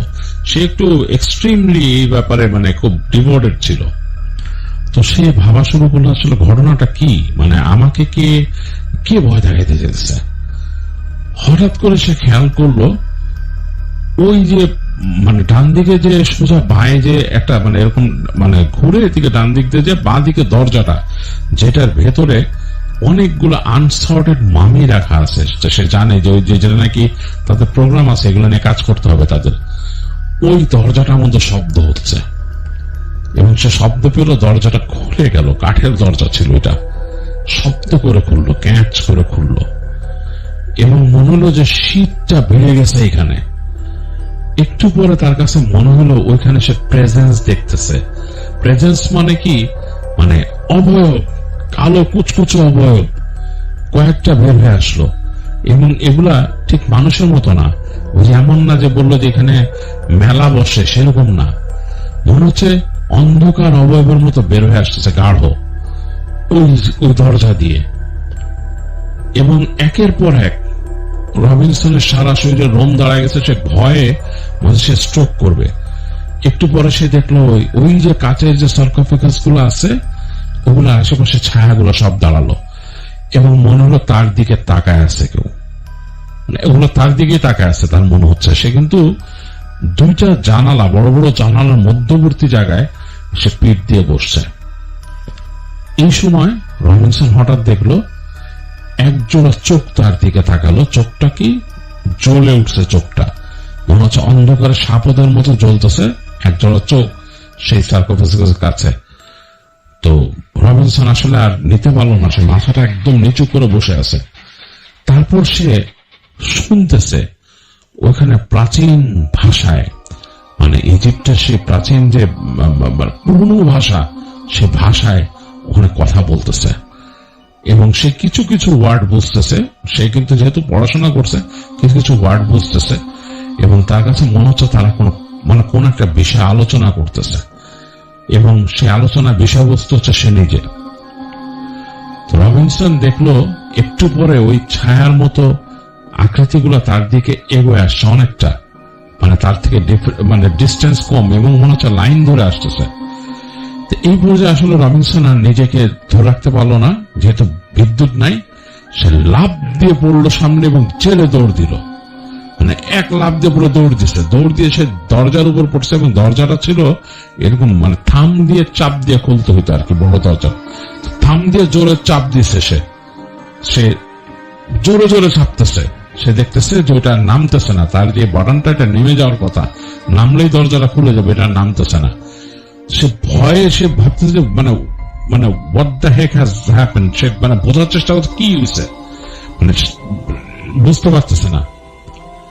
এই সময় রবিনসন হঠাৎ করে দেখলো যে এই যে দরজাটা দাঁড়ায় আছে, মানে গ্লাসের দরজা, কিন্তু তার সামনে সোজা গিয়ে অনেকগুলো সিঁড়ি নেমে গেছে নিচের দিকে। হ্যাঁ, এই সিঁড়ি দিয়ে নামতে হয় নিচের দিকে। সে দেখলো সিঁড়ির নিচে যে দরজাটা, সিঁড়ির নিচে একটা এরকম গেট আছে, সুন্দর নকশা করা একটা গেট। সেই গেটের কাছে তার খালা দাঁড়ায় গেছে এবং সে খালাকে কিন্তু সে অনেকদিন আগে তারা হারাইছে। তার খালা পৃথিবীতে নাই। দেখলো তার খালা দাঁড়ায় আছে এবং তার খালা কাইন্ড অফ মানে বোঝা যাচ্ছে যে তার শরীরটা পুরোপুরি সলিড মনে হচ্ছে না, তার কাছে মনে হচ্ছে যে কাইন্ড অফ ট্রান্সপারেন্ট, কিন্তু তার খালাকে সে দেখতে পাচ্ছে। তো রবিনসন আসলে তখন তার সেন্স থাকে না, সে সেন্স হারায় ফেলে, পড়ে যায় দরজার কাছে ধ্রিম করে।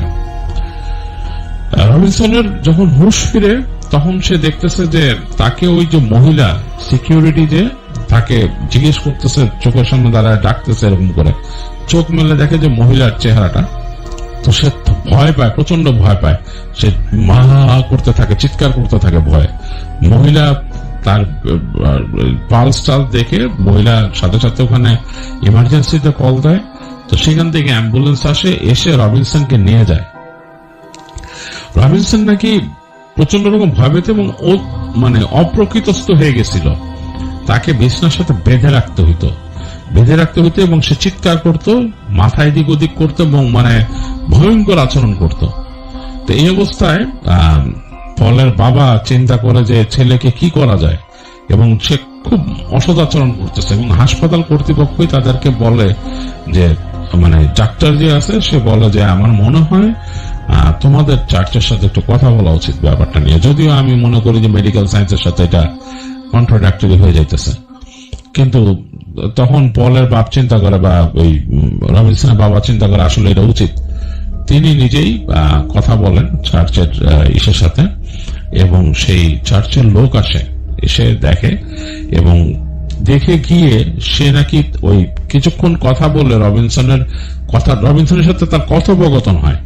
ওই চার্চের লোক যখন কথা বলতেছে সে নাকি স্বাভাবিকভাবেই কথা বলতেছিল। তখন একবারও মনে হয় না যে সে অপ্রকৃতস্থ বা তার মধ্যে কোনো অ্যাবনর্মালিটি আছে। সে স্বাভাবিক কাম ভাবে কথা বলতেছিল।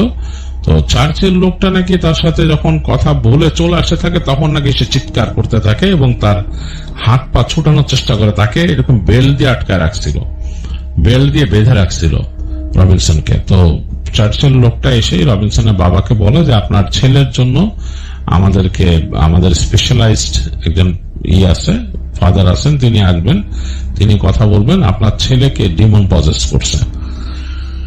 তো তখন রবিনসনের বাবা মানে টেন্সড হয়ে যায়, বলে যে কিভাবে কি, বলে যে দ্যাট আই ডোন্ট নো।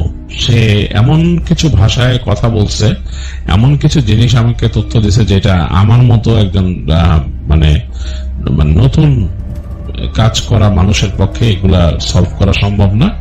আমরা খবর দিছি এবং তিনি আসবেন, এসব কথা বলবেন। যাই হোক, তার স্ক্যাজুয়াল করা হয় ডেট, এবং সেই ফাদার আসেন যিনি খুব এক্সট্রিমলি এই ব্যাপারে তিনি এক্সপার্ট। তিনি এসে নাকি কথা বলেন, এবং খুব আশ্চর্যজনক ব্যাপার, তিনি যখন কথা বলতেছিলেন তিনি প্রাচীন ভাষায় কথা বলতেছিলেন কোন, এবং ওই রবিনসন নাকি এক্স্যাক্টলি তাকে উত্তর দিচ্ছিল একই ভাবে, খুব শান্তভাবে উত্তর দিচ্ছিল। এবং এক পর্যায়ে রবিনসন আবার রাগ করে হাসে, মানে খ্যাক খ্যাক খ্যাক করে হাসে ফাদারের উপরে, এবং ফাদার তখন তার সাথে কথাবার্তা বলে এবং তাকে সামহাও ওই সময়টা ঠান্ডা করে, এবং পরবর্তীতে তাকে এক্সোরসিজম করে। তো এক্সোরসিজমটা বেশ ভয়ের ছিল, কারণ হাসপাতাল থেকে নিয়ে যেতে হয়েছিল, এবং এটা নাকি তখনকার স্পেশাল পারমিশন নিয়ে করতে হয়েছে, এটা নর্মালি সম্ভবই না। তো স্পেশাল পারমিশন নিয়ে করা হয়েছে, এবং করার পরে খুব ভয়ঙ্কর সিচুয়েশন, যেই ঘরের মধ্যে করা হয় সেই ঘর একদম এলোমেলো সিচুয়েশন করে ফেলে। রবিনসনে এত শক্তি দেখাচ্ছিল তো বলার মতো, সে ওই দড়ি ছিঁড়ে ফেলে, এরকম একটা অবস্থা। যাই হোক, তাকে এক্সারসাইজম করা হয়, এবং এক্সারসাইজম করার পরে যখন নাকি ফাদার বলে যে হ্যাঁ এখন মোটামুটি সে ঠিক আছে, তখন ফাদার রবিনসনের বাবাকে বলে যে আপনার ছেলেকে একাধিক ডিমন পজেস করছিল, এবং এনশিয়েন্ট সেই ইজিপ্ট নিয়ে কাজ করার জন্য, এবং সে সেরকম একটা সুটেবল এনভায়রনমেন্টের মধ্যে ছিল আপনার ছেলেটা। এবং তাকে কিন্তু সবাইকে কিন্তু এটা তারা করে না, এই পজেশনটা আসে না। এটা হয়েছিল হচ্ছে সে অতিরিক্ত কিউরিয়াসিটি দেখাইছিল, তার কিউরিয়াসিটিটা খুব বেশি ছিল, এবং he shouldn't have stayed there at night. ওই জায়গায় তাকে সাবধান করছিল নিশ্চয়ই, এটা আমি জানি, তাকে সাবধান করা হয়েছিল, সেই সাবধানতা সে শোনে নাই। আমি তার ডেমনের কাছ থেকে সব তথ্য পাইছি, সেগুলো শোনে নাই, সে এখানে স্টে করছে, এবং দ্যাট ওই ডেমনটা পছন্দ করে নাই, তাকে পজেস করছে, এবং আপাতত তাকে ছেড়ে গেছে। ইন ফিউচার সে যদি এই ব্যাপারে বেশি কিউরিয়াসিটি দেখায় তাহলে কিন্তু তার জন্য সুবিধার হবে না, এবং তার এটার থেকে ক্ষতি হতে পারে। যাই হোক, এইগুলা বলার পরে তখন রবিনসনের বাবা বলে তাহলে এখন কি করণীয়, বলে যে আপনার ছেলেকে এই ব্যাপারে আগ্রহ দেখাতে মানা করেন, এন্ড বেস্ট হবে সে যদি এটা নিয়ে আর স্টাডি না করে, তার স্টাডি ফিল্ড চেঞ্জ করতে বলেন, হি শুডন্ট গো ফার্দার অ্যাহেড। এই বলে ফাদার বলে। তো তারপর থেকে রবিনসনের বাবা, রবিনসন যখন একটু সুস্থ হওয়া শুরু করে তাকে ওখান থেকে সরা নেয়। তার বাবা, তাদের ব্যবসা ছিল একটা, তাদের ভিলেজ সাইডে, সেই ব্যবসাতে নিয়ে তার বাবা তাকে সেট করে দেন, ওটা সেট করেন এবং সেই ব্যবসা বোঝান, এবং সেই ব্যবসার সাথে তাদের ওই যে টিম্বার মিলের কাজ ছিল আর কি। তো সেইখানেও নাকি একটা অদ্ভুত ব্যাপার ঘটতো, যেটা নাকি পলের বাবা দেখছে, যে পলের বড় ভাই রবিনসন, সে নাকি মাঝে মাঝেই তাদের এই যে টিম্বার মিল ছিল সেটা পেছন দিকে যে বসে কার সাথে কথা বলতো, খুব উদ্ভট ভাবে কথা বলতো, এবং সেই জিনিসটা খুব ভয়ের ছিল। তার এক ফ্রেন্ড ছিল, মেয়ে বন্ধু, যাকে পরে বিয়ে করে, রবিনসন পরে বিয়ে করে। সে নাকি একদিন তাকে এরকম মানে খুঁজতে আসছে বিকেলের দিকে, মানে তখন বিকাল গড়ায় গেছে। তো হেঁটে এসে তাকে অফিসে পায় নাই। রবিনসন কিন্তু এমনি নর্মাল সাধারণ আচরণ করে, সবার সাথে সাধারণ ব্যবহার করে। তো সে তাকে না পেয়ে হেঁটে গেছে যে তাদের যেখানে নাকি টিম্বার গুলা থাকে ওইখানে। তো হাঁটতে হাঁটতে গিয়ে ঢুকছে ওই জায়গাটা অনেকটা কি বলে গোডাউনের মতো এরকম রাখা থাকে, কাঠগুলা খুব সুন্দর করে সাইজ করে করে রাখা থাকে। তো সে প্রথম স্লটে কাউকে পায়নি এবং দেখছে তাদের ওখানে কর্মী যে ছিল কেউ নাই ওখানে। তো সেই মেয়েটা একটু ভয় পাইছে, সেই মেয়েটার নাম ছিল অ্যান, এবং অ্যান ভয় পাইছে। ভয় পেয়ে সে চিন্তা করলো জায়গাটা এরকম বের হয়ে যায়। তখন সে কণ্ঠ শুনতে পায়, রবিনসন কথা বলতেছে। তো অ্যান তখন করে কি আস্তে আস্তে হেঁটে হেঁটে যায়, কণ্ঠ শুনে কোথায় আছে সে, কার সাথে কথা বলে, তার কিউরিয়াসিটি হয়। অ্যান কিন্তু এগুলো জানতো না যে রবিনসন পজেস ছিল, তাকে এখানে নিয়ে আসে, তার সাথে ফ্রেন্ডশিপটা হয়েছে এখানে এসে। তো হাঁটতে হাঁটতে যে সে দেখে যে তাদের যে বড় যে এখানে ওয়্যারহাউস বা শেড, সেটা শেষ দিকে অনেকগুলো কাঠের উপরে বসে আছে রবিনসন, বসে আছে। তো ওই যেখানে সে বসছে ওখানে উঠতে পারার কথা না, কারণ কাঠগুলো এমন ভাবে স্ট্যাক করা এবং এই উঠতে গেলে পিছলায় যাবে কাঠ, এরকম একটা অবস্থা। তো সে ওখানে বসে আছে এবং সে পেছন দিকে, অ্যানের দিকে পেছন দিক দিয়ে বসে আছে। তার সামনে কারোর সাথে সে কথা বলতেছে এবং সে কোন ভাষায় কথা বলতেছে অ্যান কিছুই বোঝে নাই। এটা খুবই ডিফারেন্ট, মানে অ্যানের জন্য এটা পরিচিত না। তো অ্যান যখন পিছনে দাঁড়ায়, সে কথা বলার আগেই ফট করে মাথা ঘুরায় তার দিকে তাকায় রবিনসন, এবং তার দৃষ্টি দেখে অ্যানের সারা শরীর মানে জমে যায়। তো রবিনসন নাকি তার চোখ পুরো হলুদ রঙের ছিল, মানে তার পুরো দুটা চোখ হলুদ রঙের ছিল এবং তার চোখের মণিটা মানে এই যে কালচেটা এটা লম্বাটে হয়ে গেছিল। এবং সে নাকি তার দিকে তাকায়, অ্যানের দিকে তাকায় একটা হাসি দেয় এবং অ্যান ভয়ে ওইখানে বেহুশে পড়ে যায়, সে প্যাস আউট করে। তো যাই হোক, পরবর্তীতে এইটা অ্যানকে বলা হয়, অ্যান যখন ফিরে আসে অ্যানকে বলা হয় যে দেখো রবিনসনের এই সমস্যা ছিল, বাট তুমি কি তার স্টিল তার বন্ধু থাকতে চাও কিনা, নাকি তুমি সরে যেতে চাও তার কাছ থেকে। তো অ্যান শুনে চিন্তা করে যে ছেলেটা আসলে অনেক কষ্ট করছে বা মানে পোর হিম, মানে তার প্রতি খারাপ ফিল করে, তো সে তার থেকে সরে যায় না। তো সে এটা মেনে নেয় যে ছেলেটার হঠাৎ কোনো সময় এরকম সমস্যা হইতেই পারে। তো এরকম স্ট্রেঞ্জ জিনিস কিছু ঘটতো রবিনসনের সাথে। সে নাকি একলা একলা মাঝে মাঝে এরকম কথা বলতে দিক ওদিক যে, বাট কাউকে কোনো ক্ষতি করে নাই। তো এই ব্যাপারগুলো তার মধ্যে ছিল।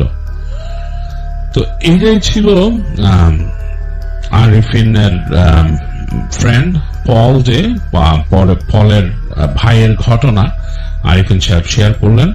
এবং এরকম অনেক পজেশনের ঘটনা নাকি ইংল্যান্ডে আছে, যেটা আরিফিন সাহেব বলছে যে অনেক মানুষই এখানে আছে যাদেরকে এরকম পজেস্ট করা হয়েছিল, পরবর্তীতে তাদেরকে এরকম কাইন্ড অফ সুস্থ করা হয়, কিছু কিছু জিনিস তাদের মধ্যে থেকে যায়।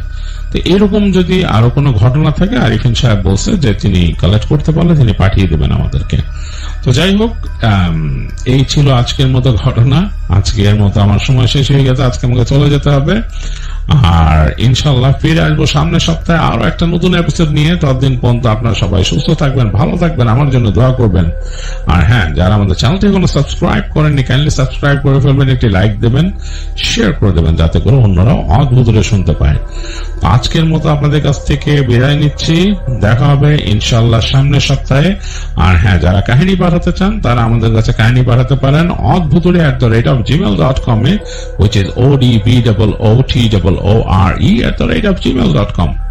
পাঠিয়ে দিন আপনার ঘটনা, আপনার সাথে ঘটা কোনো ঘটনা, অথবা আপনার পরিচিত জনের সাথে ঘটা কোনো ঘটনা, অথবা আপনার এলাকার কোনো মিথ বা লেজেন্ড পাঠিয়ে দিন, তাতে করে অদ্ভুতের সাথে আপনি যুক্ত থাকবেন। আল্লাহ হাফেজ, চলে যাচ্ছি আজকের মতো, দেখা হবে ইনশাল্লাহ সামনের সপ্তাহে। টাটা।